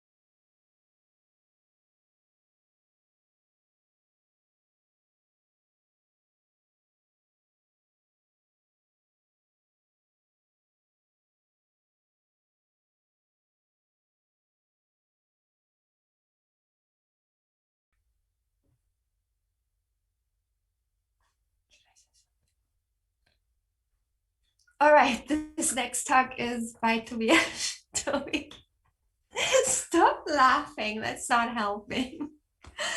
Yeah, so Toby from uh now I'm done. So next talk by Tobias, Hackslip update, Hackslip. Okay. Thank you, Tobias. Go on. So hi, I'm Toby. You might know me from GitHub as Toby L4SK, or from Discord, from the Hacks Discord, as Krobes. And I've been using Hacks for about 2 years and a half, and I've kind of just been at the beginning I started being interested in Hacks due to game dev, but nowadays I do a bit of game dev still, but I kind of just use Hacks as a hobby where I can just like pick up an issue somewhere and just work on it. So one of the things that I've been working on is also HaxLib, and this is what this talk is going to be about. So I've been making a few contributions because HaxLib is it's been kind of left, it's kind of been abandoned, which I'm gonna discuss in this next slide. So the last official release for HaxLib was in November 2019, and it wasn't even a proper HaxLib release. It was just a release on GitHub, so most people have probably never seen it. And most people just use the version of HaxLib which comes with their compiler. And the worst thing is that the last version of HaxLib, which is uploaded onto the database, is 3.3.0. It was published 6 years ago, and it's got the wrong license as well. So yeah, like there are a lot of signs here that suggest that HaxLib has kind of become abandoned. Luckily, Andy has been working quite a lot to, whenever like the HaxLib server comes breaks or anything, he would be the one to thank for getting it back up. So it's not completely unmaintained, but there's not a lot of new features that are coming to it. So one of the features that are lacking and that a lot of people complain about is dependency management in HaxLib. So we were asked to put in memes, but this is a real issue. Even in Jonas's talk, he had to specify exactly which dependencies he was using for his project in one of the slides. And that's because HaxLib doesn't really have a good way of automatically doing that, so that you can just download a project and automatically have the correct dependencies. So yeah, so this is one of the things that I wanted to look into to see if there was anything that could be done. Well, right now there are a few things that make it kind of possible to manage your dependencies. However, they don't really amount to much. So it's possible to, we saw this in Jonas's talk as well. You can have a local repository. So that just means that the copies of the libraries that are downloaded in that project are going to be local to that project, and none of your other projects will interfere with those copies of the libraries. So you can kind of be sure that there won't be like any interference, and that you'll be using the versions you're meant to be using. However, this doesn't really. This has the issue of the fact that you're going to have if you use like heaps, for example, in every game that you have, then you'll have a copy of heaps in every single project. even if you're just using the same version of heaps. So that's a bit annoying, and so that makes it a bit not ideal. Another solution is that you can actually specify exact versions of libraries in XML files. Sorry, HXML. So in these examples, you can see you can do it with HaxLib versions, which are, so this would require the library sumlib to be uploaded onto HaxLib with a version of 3.2.0. And you can also do it with Git versions, which have a bit more information. So you can specify a branch. However, this only really, well, this would allow you to install the libraries from HXML, from the HXML, which you can actually do with HaxLib. However, like unless you do it every time before you compile, you can't like 100% be sure that it's using that exact version, especially with Git or Mercurial dependencies.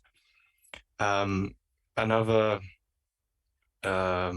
feature in HaxLib that kind of allows dependency locking is that libraries, Hax libraries can specify dependency versions. So for example, if heaps depends on format, so if the people who work on heaps decided that they want heaps to be used with a very specific version of format, then they can specify that version in the haxlib.json file. However, the problem is that Hax can only include one version of a library per project. So if there was another library that also depends on format but wanted to use a different version than heaps, then we'd get a problem because the library versions would conflict and Hax just wouldn't compile. So this also is a bit problematic. Like I said, none of these solutions are as convenient or as automatic as those of other package managers. So I would say that it's not very good in HaxLib. So now I'm going to discuss some existing solutions to this problem. The most popular one is Lix, which is a pretty good alternative to HaxLib, and it's very specific with the library version tracking. So you won't be able to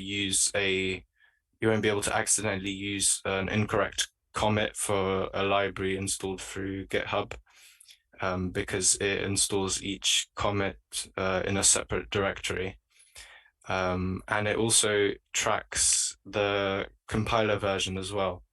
So that's a important feature for a lot of people, especially because recently there have been some breaking changes in Hax, which weren't necessarily in major releases. So yeah, it's a very good tool. However, it does have some issues, namely that it depends on Node.js and npm, which is a bit inconvenient for some people.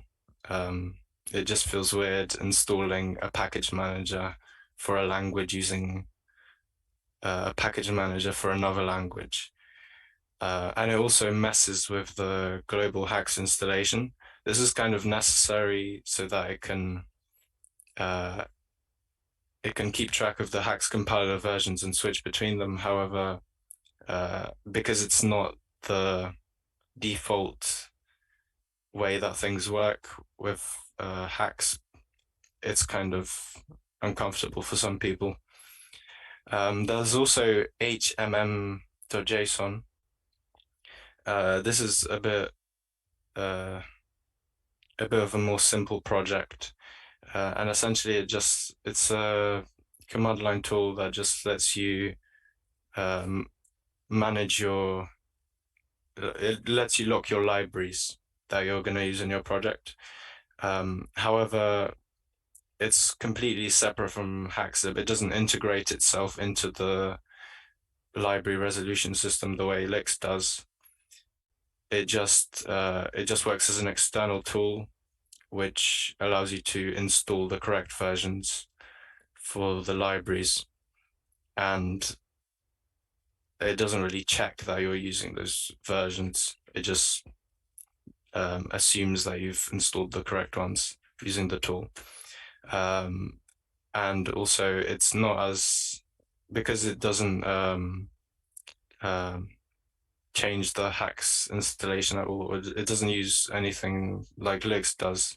It can't handle compiler versions as well as library versions. Another solution that a lot of people like is Git submodules.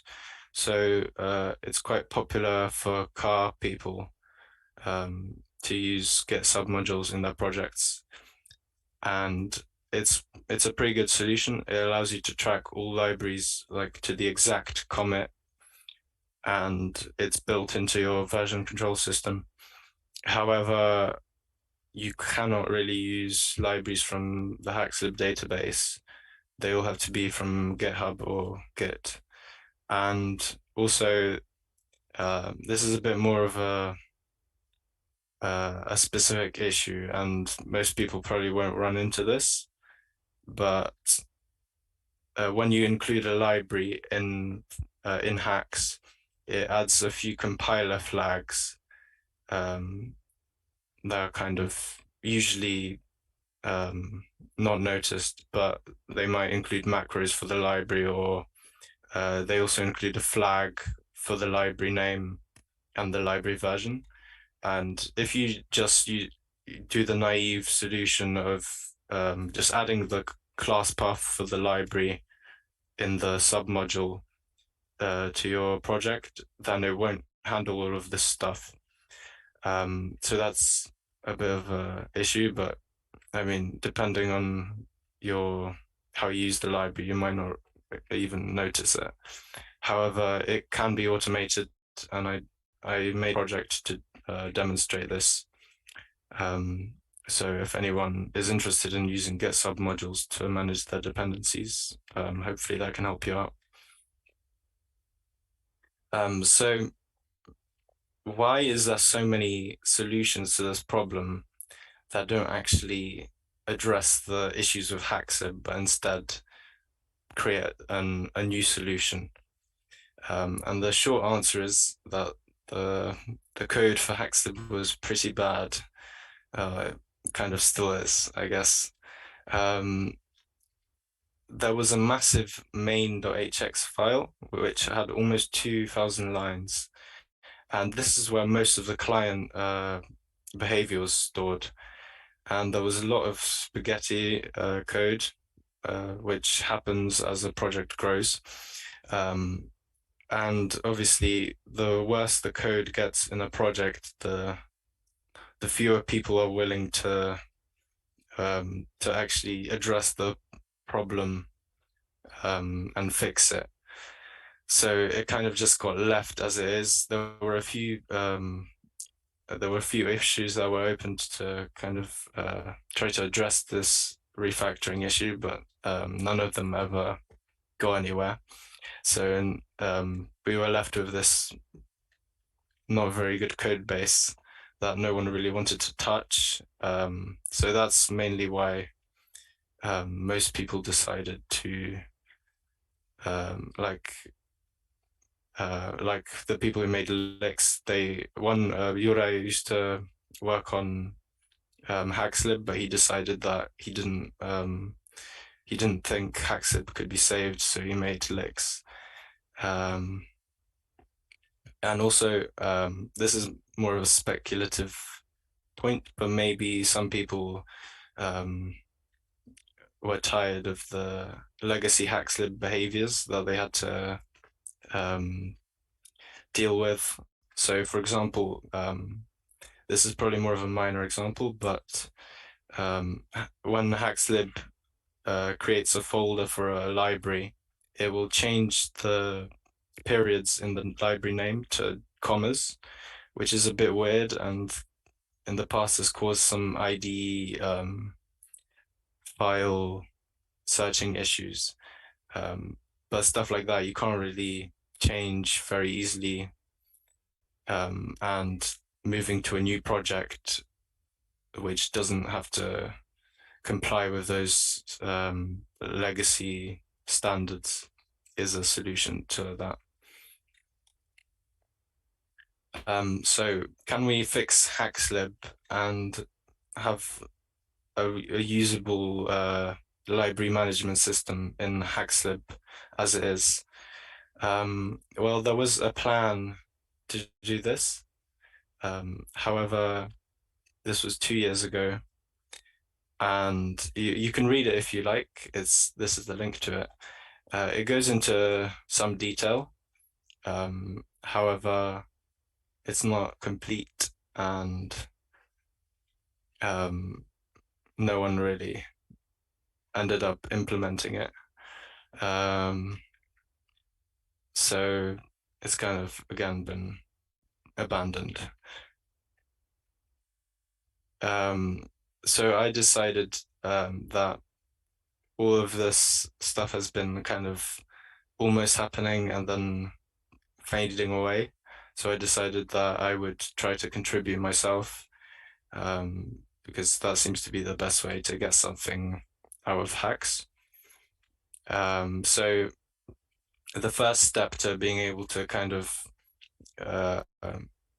pave the way for this better library management system was to finally refactor HaxLib. So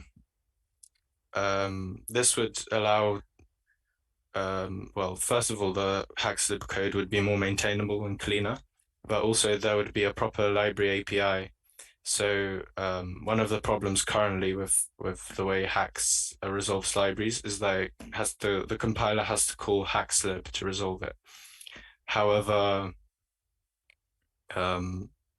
if there was a proper library API for HaxLib, then this could be done without having to create a HaxLib process just to get the library flags. So I started working on this refactoring, and there were a lot of issues that came up in the meantime. However, so it wasn't an easy thing, and there was like some design decisions that had to be made. And eventually I got Simon to have a look at it, and a year after I started working on it, probably a few days after we finished like doing all the reviews, it got merged. So the results of this refactoring are that HaxLib behavior can now be reused in other projects directly through a library API instead of calling HaxLib through a shell. So this is quite useful for tools like IDEs, and Ian Harrigan used to have this HaxLib UI project, which just lets you manage your HaxLibs in a UI, in a GUI, and stuff like that could be remade just using this library API, which would make a lot of things much simpler. And hopefully, I mean, it depends on the quality of the code now, but hopefully people are a bit more inclined to contribute to HaxLib now that the code is kind of a bit more clean.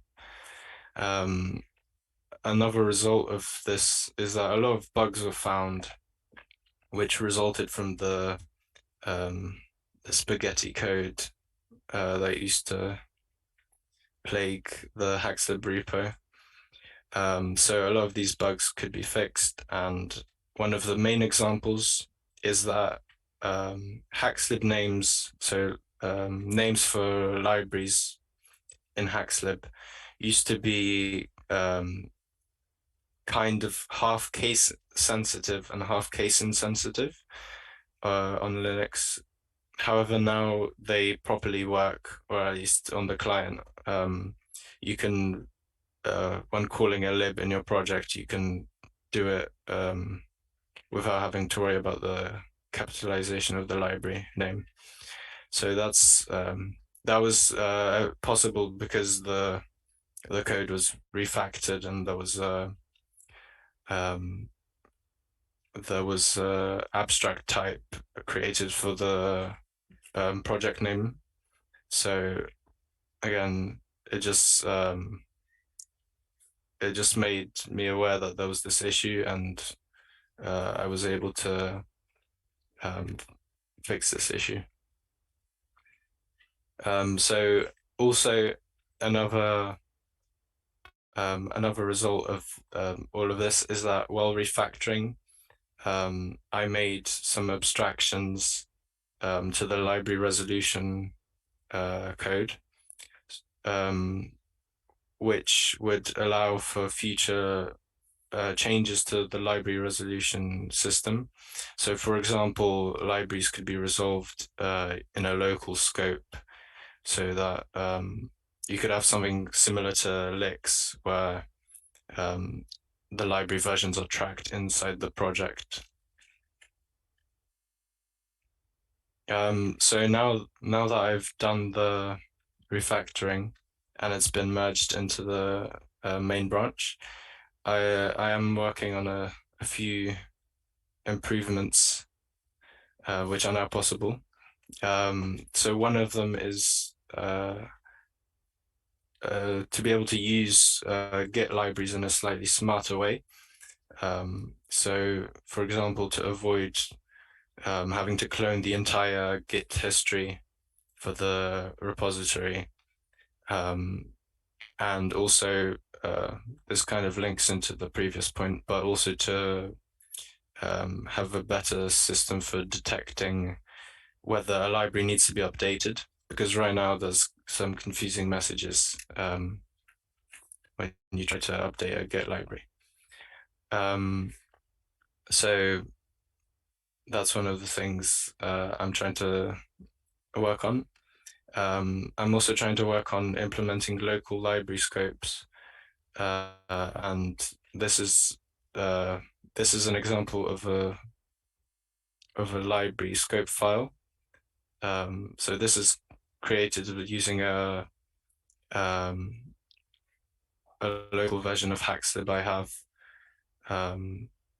So it tracks, as you can see, all the Git commit IDs and all the URLs. So this would kind of solve the whole library version tracking problem.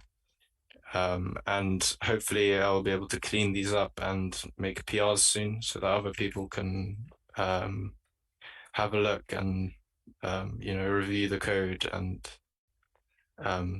make any suggestions, and then we can see if we can finally fix this age-old problem. So for what we might be able to do in the future, we could try to, as described in the HaxLib Hax compiler plan I mentioned earlier, we could have a HaxeIn like wrapper for Hax compiler calls. So this was, I actually tried to start working on this before all of this. However, then I realized that HaxeIn is the state with HaxeIn currently, with the state HaxeIn is in currently, that would have to be fixed first before any of this other stuff can be done. So essentially what this would do is it would create a front end to the compiler, and that allows for this front end would resolve libraries before they're passed on to the compiler, and also resolve the compiler version. So then we would be able to track compiler versions like Lix does in a way that's built into Hax, hopefully. So yeah, hopefully eventually we can finally have a built-in kind of default solution to dependency management in Hax, and be able to manage compiler versions as well. So the next thing I wanted to talk about was password security. You might think that you're happy with HaxLib as it is, and you can kind of forgive the missing features as long as it gets the basics down, like having a secure method for storing passwords. However, unfortunately, that wasn't really the case. So in 2016, Nadako opened an issue in HaxLib saying that we need to stop using MD5 for passwords. And with this kind of imperative title to the issue, you'd hope that it would kind of cause a bit of a stir, and that people would start discussing solutions to this, and that something would happen. And that kind of was the case. So in a few hours, there were already 5 replies and suggestions to how we could address this issue. However, after those 5 replies, there was pretty much nothing. Luckily, Really Unique Name did add the server label, so we can't say it was completely inactive. However, the discussion kind of died down. So this became relevant in the Hax Discord after a discussion about NPM, which had a security issue where accounts that had emails which belonged to domains that had expired were being compromised because new people were claiming the domains and they were able to access the accounts. So then someone brought up the security of HaxLib, and I happened to have looked at the issue recently.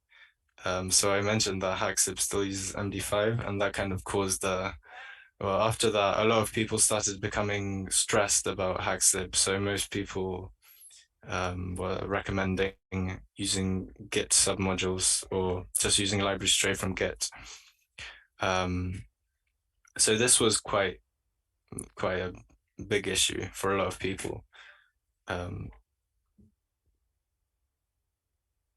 And there's quite a few fair reasons to be concerned about this. One, that the Hax community is growing. So, I mean, this is true all the time, but we've had, every time a new game comes out in Hax, which is made in Hax, and people know that it's made in Hax, it obviously draws more attention to Hax, and more like regular users come to it. So it's important that as the community grows, we're also improving our security. Another reason to be concerned is that because of macros, libraries can execute arbitrary code as soon as they're included in a project. So if someone managed to gain access to a library author's account and change the contents of the library, then they could run arbitrary code on someone's machine, or whoever happens to install the malicious version. And also, it's also a problem because versions of libraries that have already been released can actually be overwritten right now. So if you release a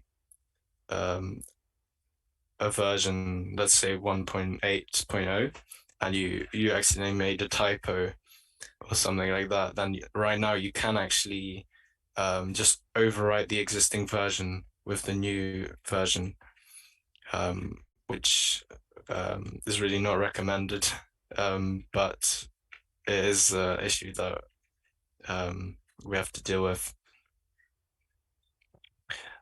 So as this was quite a big issue and it seemed like nothing was being done, at one point I jokingly said that one of us is going to have to learn how to hash passwords at some point. And when I said this, I was genuinely saying it as a joke, but in the end, I did decide to try to create a proposal to the solution to solve the problem. So first, I investigated the current situation along with the people in the GitHub issue thread. So as it turns out, well, we already knew this, but hashing is done with MD5 currently for passwords, and there is no salt used. So this is quite bad. It makes the passwords really insecure, and since hashing is done client side and no hashing is done on the server,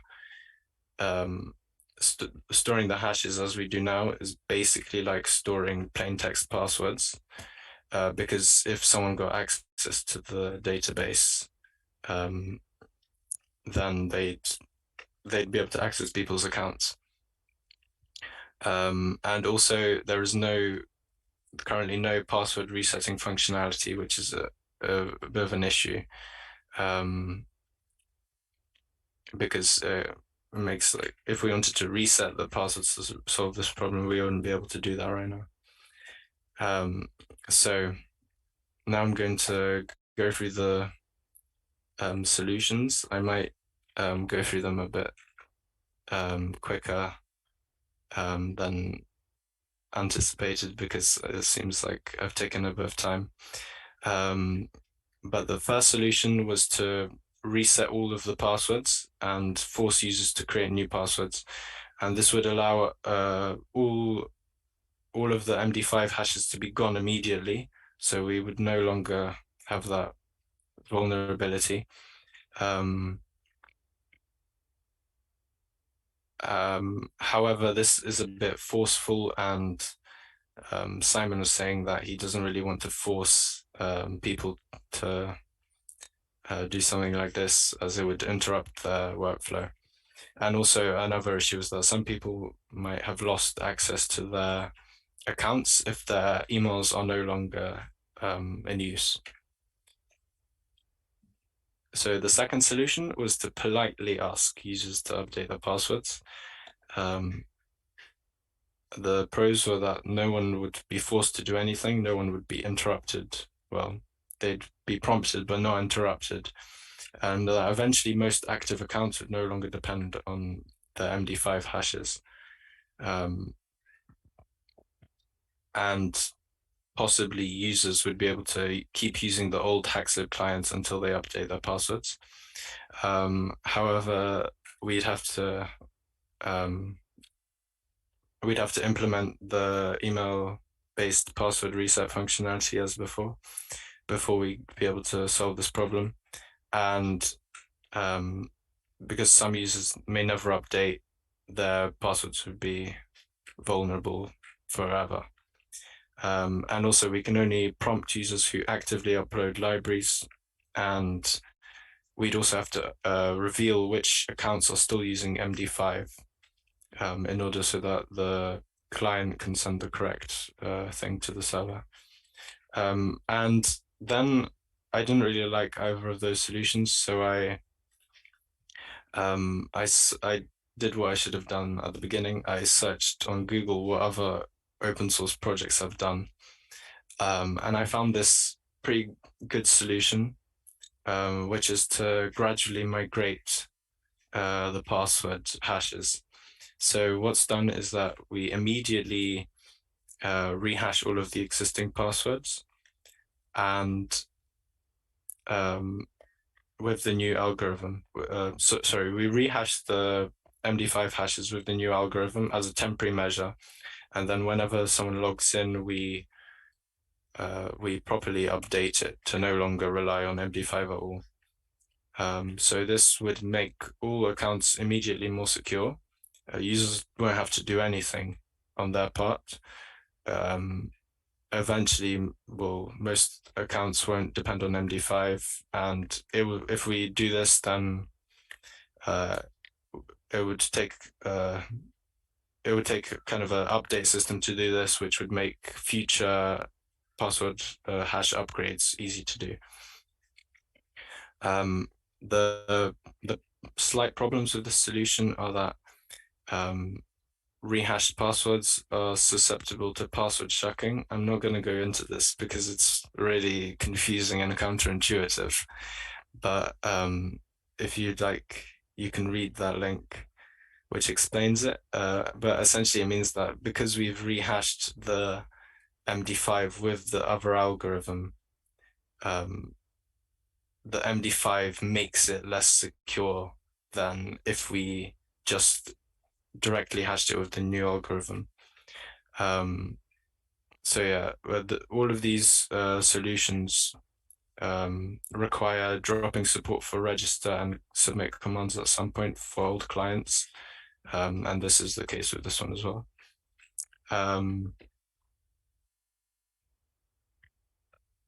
So there was one more solution proposed. However, I'm not going to spend too much time on it because I'm running out of time. But essentially, it was to also keep the client-side hashing as well as the server-side hashing in HaxeIn. However, this would cause future problems. We'd have to break compatibility every time we want to upgrade the hash method. However, it would protect users if there was a bad actor who had access to the server, or if there was some sort of accidental logging going on of passwords, because there would be no plain text passwords sent to the server. So I've gone ahead and I've started working on solution 3, which is the gradual migration without the client-side hashing. And it's not complete yet, but there's a few things left to do, and hopefully it will kind of guide us in the right direction at least, and eventually we can come to an agreement about whether the client-side hashing is something we want to do or not. So what's left to do is to figure out a few details about updating the existing hashes, and also decide on the exact parameters for Argon 2ID, which is the hashing algorithm I ended up using in this branch.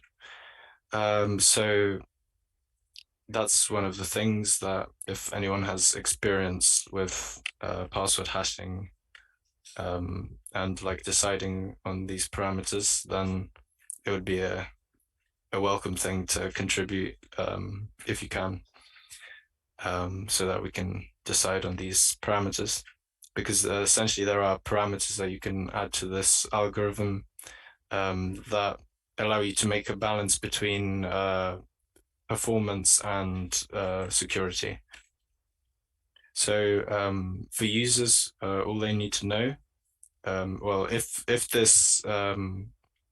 solution 3 is implemented, then they won't have to. Regular users who just download other people's libraries can continue using HaxeIn as normal with more security. However, library authors will have to make sure eventually that they're running an up-to-date client to be able to register or submit libraries, because those two features will be disabled for old clients. And to update, you run HaxeIn, install HaxeIn, but hopefully you should hopefully however you install Hax should also take care of updating HaxLib. And then in the future, it would be good to finally implement the password reset functionality and also two-factor authentication to be completely, well, not completely, but much more in line with other package manager database security levels.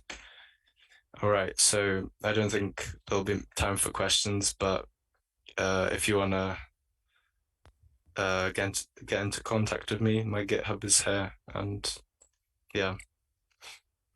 Thank you very much. And I would like to take a moment to also say thank you for all the work you've been doing, because Hex has a long history of people coming from somewhere, taking ownership of a specific problem, and having the not only the skill, but also the drive and the resolve to actually fix that problem, especially in cases like HaxLib, where if I hear HaxLib, I still get this twitch in my eye where I'm like, it's HaxLib. And it's really good and also necessary to have people like you who do this kind of work, because I mean, I don't know how much fun it is for you to do this kind of work, but usually cleaning up the mess of somebody else is much less fun than like starting a new project where everything is clean and full of fairy dust and that kind of stuff. So yes, we are very grateful that you're doing this, and I hope we'll get HaxLib to a state where everyone, or most people at least, are happy with it, and I look forward to the future work on this. And yeah, the chat, there were some remarks about what we could do regarding all this. I'd say we should probably do that kind of discussion in the GitHub issues, because discussing cryptography stuff and this on Twitch streams tends to be not very fruitful. So yeah, I guess that's it. And thank you very much. And we'll take another short break, and then I'll talk about the Hex compiler. See you then.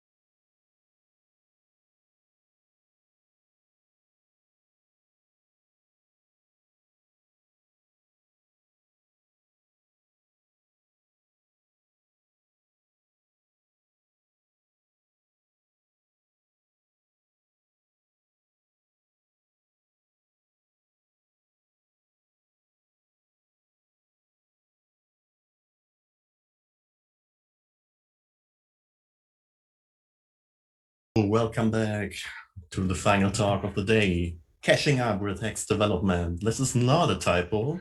I've had to explain this to multiple people at this point, because in fact, I'm going to talk about caching. So this is supposed to be some kind of joke, you know? And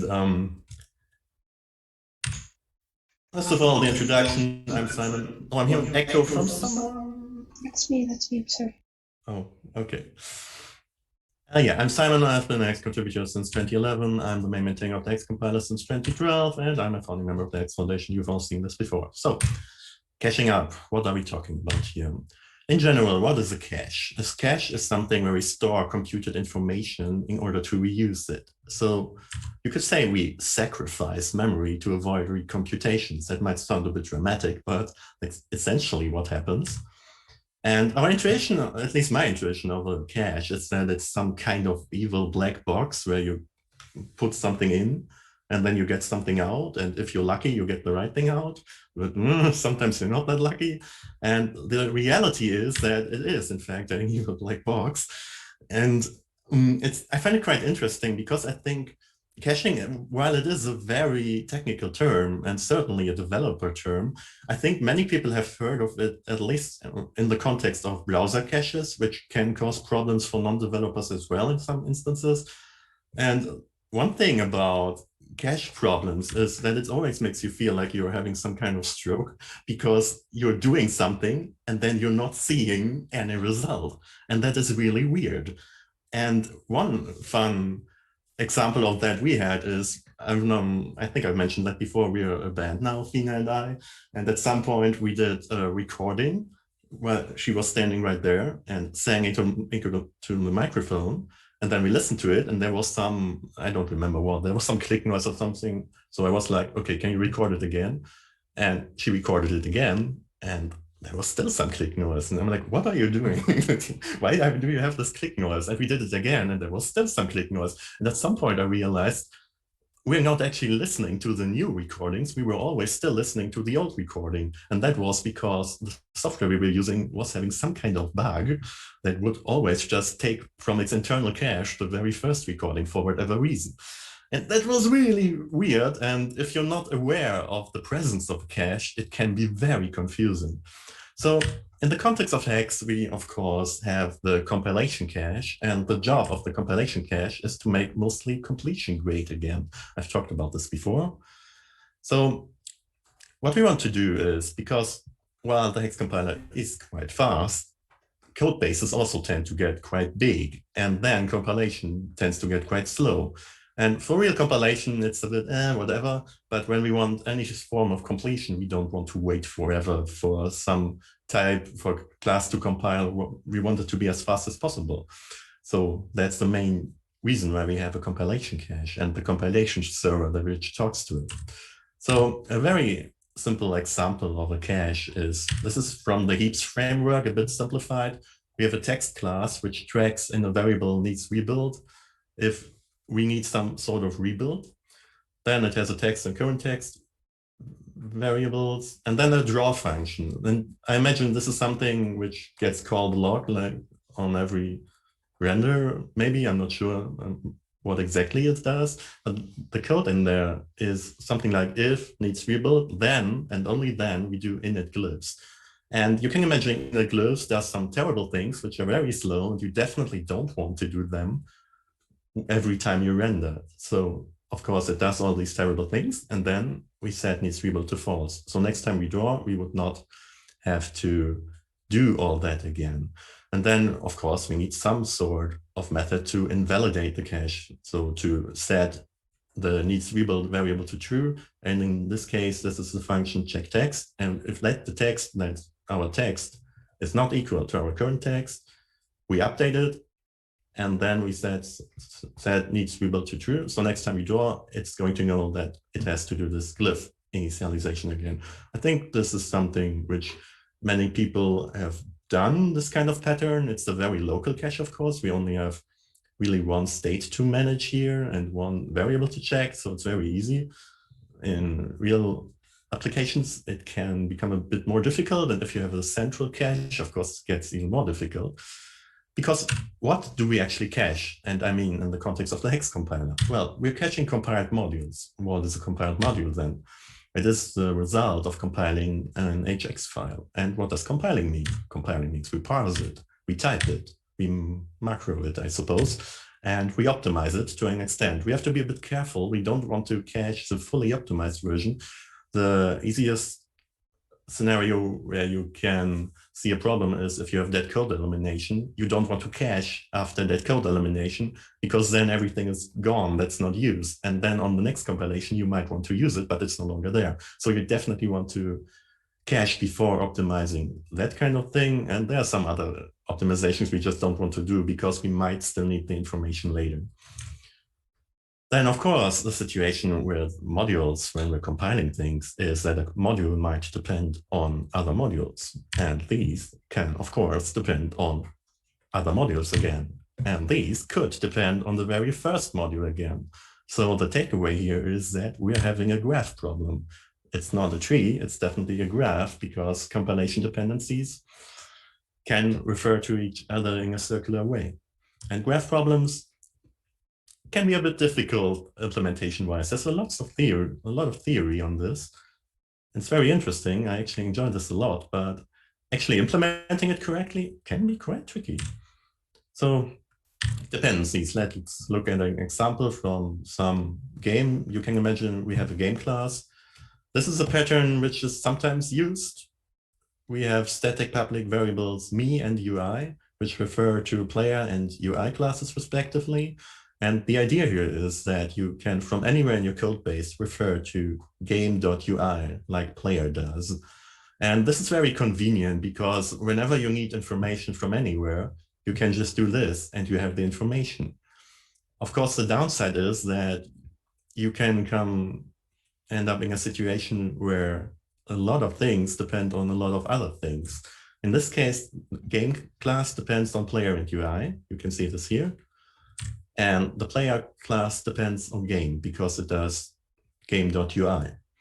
So what do dependency trees in a compiler look like? At the start of development, when you just start your project, maybe a few weeks into it, it looks, I imagine, something like the French railway network. You have like a very central node. In our case, this would probably be the game class. And then it's nicely connected. It looks kind of clean.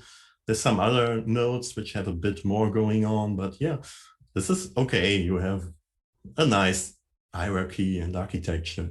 And then, of course, a few months later or a month later, it looks more Italian, more like this. You have a bit more of a mess. And this happens if you don't pay attention to your dependencies, and usually you don't, because why would you? You want convenience. You don't want to worry about something like dependencies and how your dependencies are structured. That's the job of the compiler. And yeah, that's true, I suppose, but it is a problem for the compiler. And that is something we have to consider. Because one issue is that, of course, when we change something in the cache, we want to update as little as possible, because if we don't, our cache is essentially useless. The cache exists so that we can avoid recomputations. And if our update mechanism updates everything every time something changes, then, well, we're not really avoiding computations. And in the worst case, we're just adding the time it takes to cache something. So yeah, that's not what we want at all. And I'm saying crazy dependencies here. I mean, dependencies can get crazy, but that doesn't mean that it's not normal. I think in real life applications in the real world, this just ends up happening very often. And so we end up with these situations where if we change something, basically everything changes. And that again means that the cache is essentially useless, which is of course not what we want. So the idea then is that if we change some function implementation, it should not require dependency invalidation. What does that mean? If we have a function which does something and we're messing about in just the implementation, then well, nobody really should have to care about that, because it's just the function we're changing and it doesn't affect anything else, not the types of anything else. More on that later, but it should be a relatively easy change to make, and we should just be able to update that function, that particular function in the cache without invalidating everything else. And the good news here is that most of the time developers change function implementations.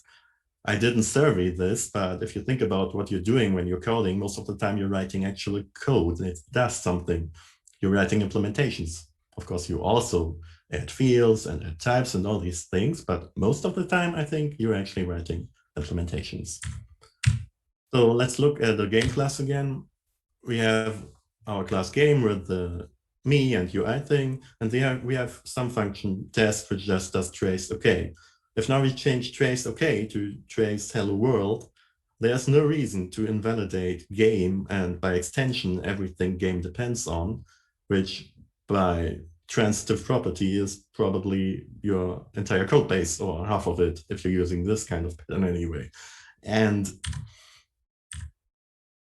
the thing here is that, as I've said before, this kind of change would not be publicly visible unless, of course, we are a language with type inference, and a type inference with type inference, any kind of change can cause a signature change from an implementation change. what does that mean then? In the simplest case, if we have a function test, which does return true, we now know the signature of this function is that it takes no argument and returns bool. Now, if we change the implementation to return string, the foo in this case, we know the return type is now string. So by changing the implementation of a function, we also change its signature. And that's a more difficult problem than just changing the implementation. And of course, we could have something like this. In this case, the actual type of the test function would actually depend on quite a few things. In fact, everything on the way here could have a different type. Could change somewhere in between, like this type thing could refer to something else, and then this would be a different type yet again. It's unlikely to happen, but it could happen, so the compiler has to consider that. And in this case, it probably helps to think about other languages, how they handle that. In languages like Java, it's fully typed at signature level. We don't have the type inference problem. You always know what the function looks like, what types, what variable argument types and return types it has. Then in the C languages, we have a distinction between header and implementation files. And you probably know this if you're changing a .c file or .cpp or whatever. You don't have to recompile a whole lot of your code base because it's just an implementation. Whereas if you're changing the header file, the .h file, there can be quite a few dependencies that you now have to recompile. And of course, it also helps to look at languages with type inference, like OCaml, which we're using to write Hex. OCaml has a nice luxury, so to say, because there are actually no mutual dependencies between implementation files. So if you have an ML file, you can refer to another ML file, and that can refer to other ML files, but you cannot refer back to the original ML file. The compiler will complain about that. There are some ways you can also have an explicit header file in OCaml, which helps with that issue. So it's a bit of a combination of the former two. And of course, then what about other modern languages that use type inference? I'm actually not sure. I didn't really investigate this. It's also not very easy to investigate because you have to understand the language. And well, my assumption is that really modern languages probably consider something like caching and IDE support in general at an architectural level. And by that, I mean, it's easier for them to handle these kinds of problems. Whereas we, well, in 25, when Hex was developed, we didn't think about these problems. So we're now having to adapt in some way. And then the question is, what do we do? How do we solve this? What should we do? And for the longest time, between 2015 and 2021, we were like, well, yeah, I'm not sure. And a general approach, which I think is somewhat easy to understand, is that we just try, if we detect a change, we try to type the module, and then if we detect that it's signature change, then it gets complicated because then we might have to invalidate other things.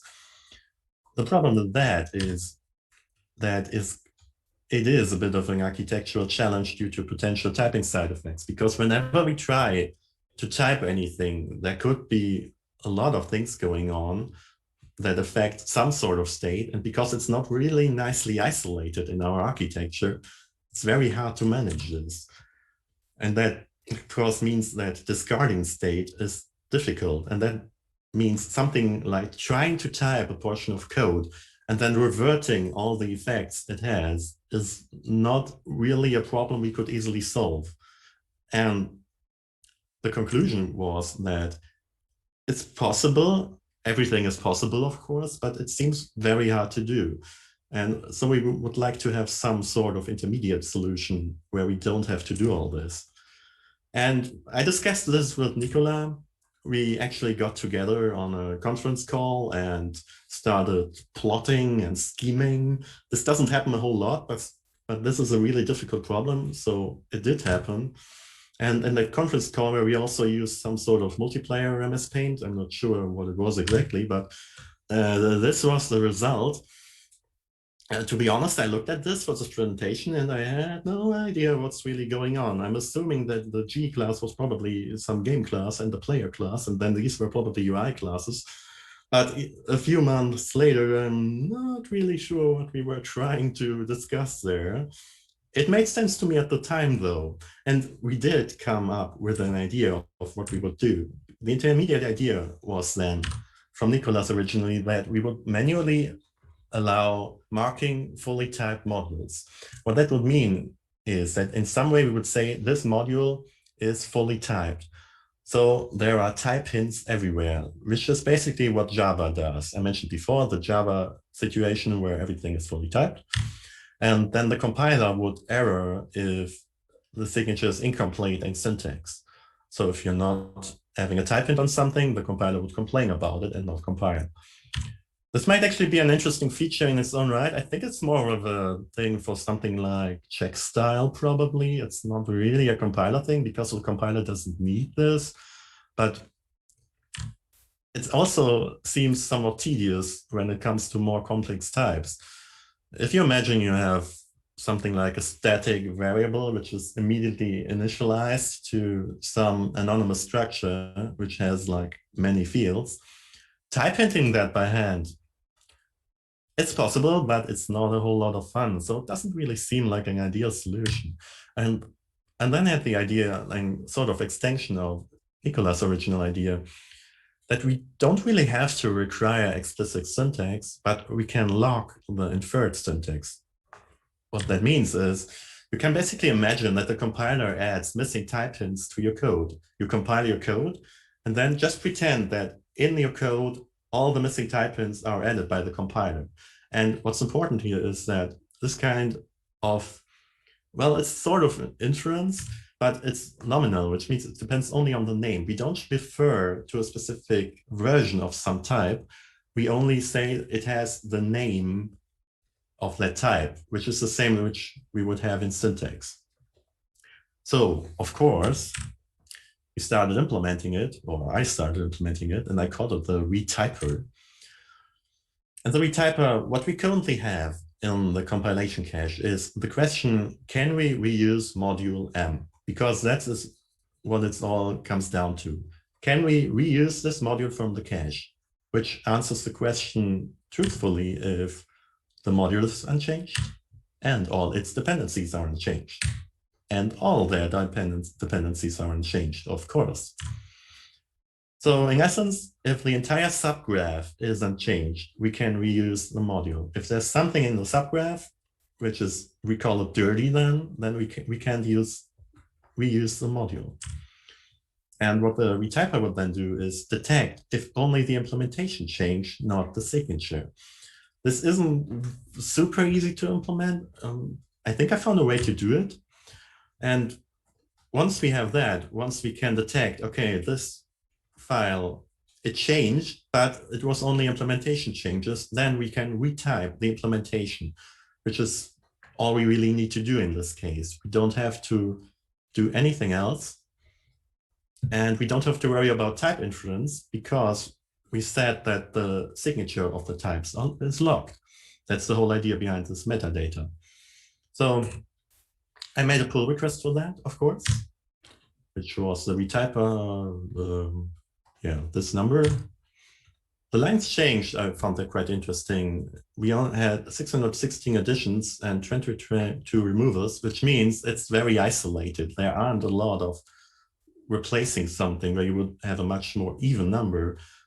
The whole retyper mechanism is basically in its own file, and it only interacts with the rest of the compiler in a very few places.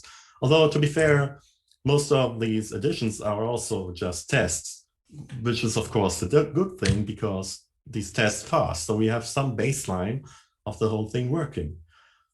So what do you do when you have something that seems to be working in your tests? Well, you show it to other people, use it on real code bases. And then, of course, something like this happens. We get the infamous error that something is redefined from some other module, which is exactly the problem we try to avoid. But yeah, this is the state of what we currently have, I'm afraid to say. This might be a bit anticlimactic, but this is the current problem. So what is the problem? Well, that's the question here. It definitely requires some additional investigation, which we will have to do. This is not very easy to do because the problem, of course, only shows up in complex code bases. And complex code bases are not that easy to analyze. We need some sort of better diagnosis tool so that we can see, okay, the compiler does this and that, because it turns out understanding the compiler behavior in real-life code bases can be very difficult because you have this huge dependency graph. If we go back to our dependency graph, this one here, you have this huge thing, and if the compiler goes through all that, it's very difficult to understand what happened. So we'll have to look into making that not only reproducible, that's another issue, not only reproducible for ourselves, but also for other people who aren't compiler developers. And I'm not sure how to do that at the moment. We'll definitely can add some additional logging, but the problem with logging in this situation is you get a lot of logging, and finding the actual interesting parts can be quite difficult as well then. And one good thing about this is that thanks to HaxeIn, I have access to 2 of their real-life code bases, which allows me to investigate all this. But as I've said, so these investigations are not so easy to do. So there's more to come, hopefully soon. I think we're on a good track to solve this. And once we do, I think we will have a good basic solution for many problems, and then we can go from there. And that's the whole thing we're trying to do here. Maybe at some point we can do the more advanced, try to type everything. If it failed, discard and try again. That would, of course, be ideal. But for now, this should be a good intermediate solution once we figured everything out, which, as I've said, will hopefully be soon. And with that, I am done. Thank you very much for your attention.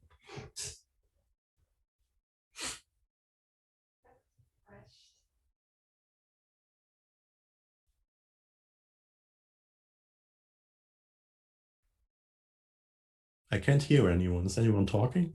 I'm talking. You're muted. Okay, so we have a question. Yes. Hang on, we have several. Okay. Outside of the infamous macro error, how does retyper work in general? Well, that's what I tried to explain. We try to, I mean, you can look at the code if you can read OCaml, it's open source and everything, but we try to detect if we can load the signature or load the type without loading something that's not in the cache. That's the basic idea, because if we find everything in the cache, then we can reuse it. And if we detect a signature change, then, well, we have to say, okay, we can't reuse it. It's a bit hard to describe this ad hoc. I think it's better if we look at this in the pull request. I have it. No, I haven't. I don't have it linked, but you can find it. It's called retyper on the Hex. Let me actually. Oh no, I don't have it here. But you can find it on GitHub Hex, the retyper pull request. What? Oh, okay. Were there any other questions? Yeah, so he said his question was meant in regards to completion in Hex. Okay, so next one. Will the next iteration of retyper trigger a Hex 4.3 RC? Hex what? 4.3 release candidate? Yeah, actually, I wanted to release 4.3 actually earlier this year after we had the Hex evolution. And then this whole thing came up. And at first I was thinking, man, well, maybe we can get this whole retyper stuff in there so people can test it. And that's what ultimately delayed the entire release of 4.3, because yeah, at this point, I'm basically just waiting for that before we can make a release. I might just make the 4.3 release without the retyper thing, but I would kind of like to get it to a working state so that we can get some feedback, because that's really important. So I'm not sure yet what we'll do. Would adding some sort of probably opt-in automated telemetry reporting in the compiler help give you more data on the caching issues? That's a very general question. I mean, of course, more telemetry helps you because you have more data, so you can probably derive more useful information from that. But to me, the problem is always the granularity of the data you have, because it's easy to log everything, but logging just the kind of information you need and allowing to configure that actually gets a bit tricky, and we don't really have a good solution for that yet.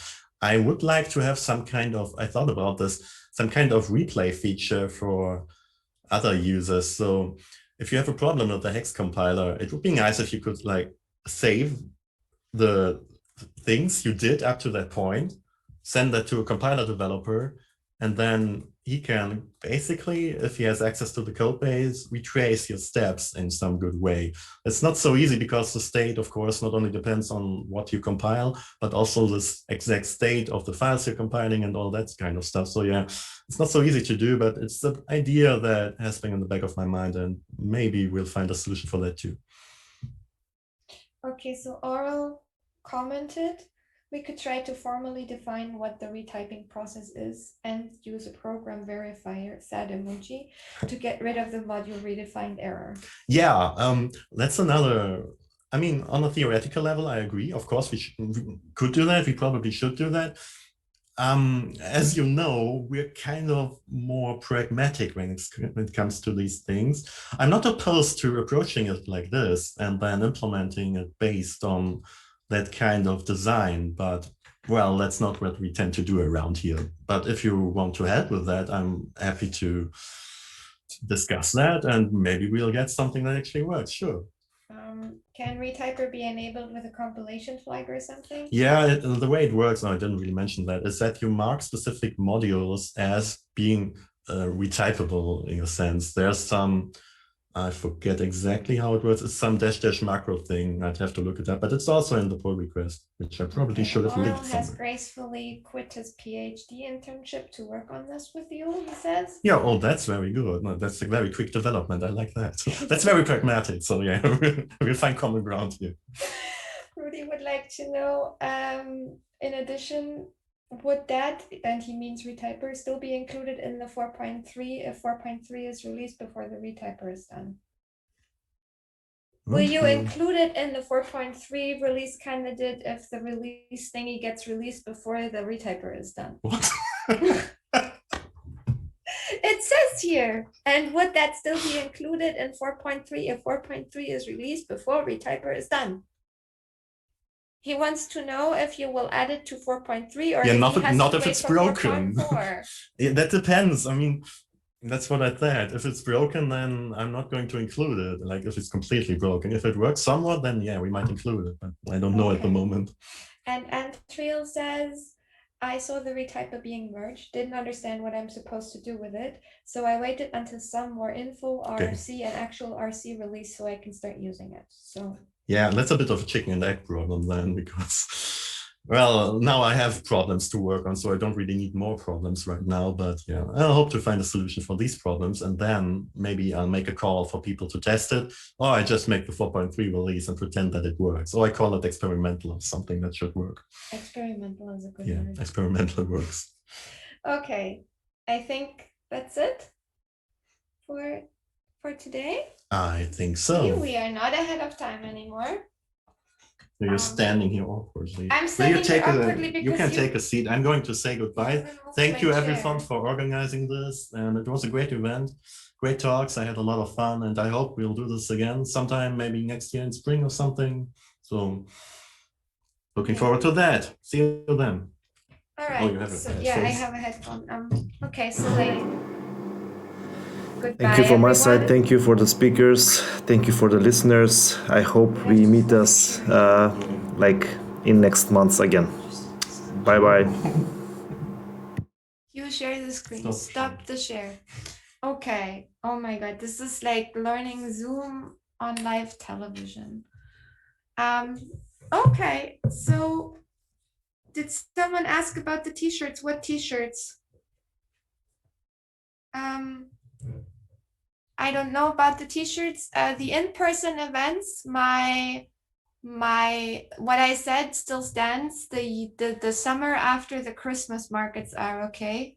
I'm gonna do it again. I am not going to actually ever organize something where I have to deal with COVID restrictions myself. You are, of course, all free to organize whatever you want. Nobody can stop you guys from visiting each other, doing holidays. Like, you can come here and do a vacation.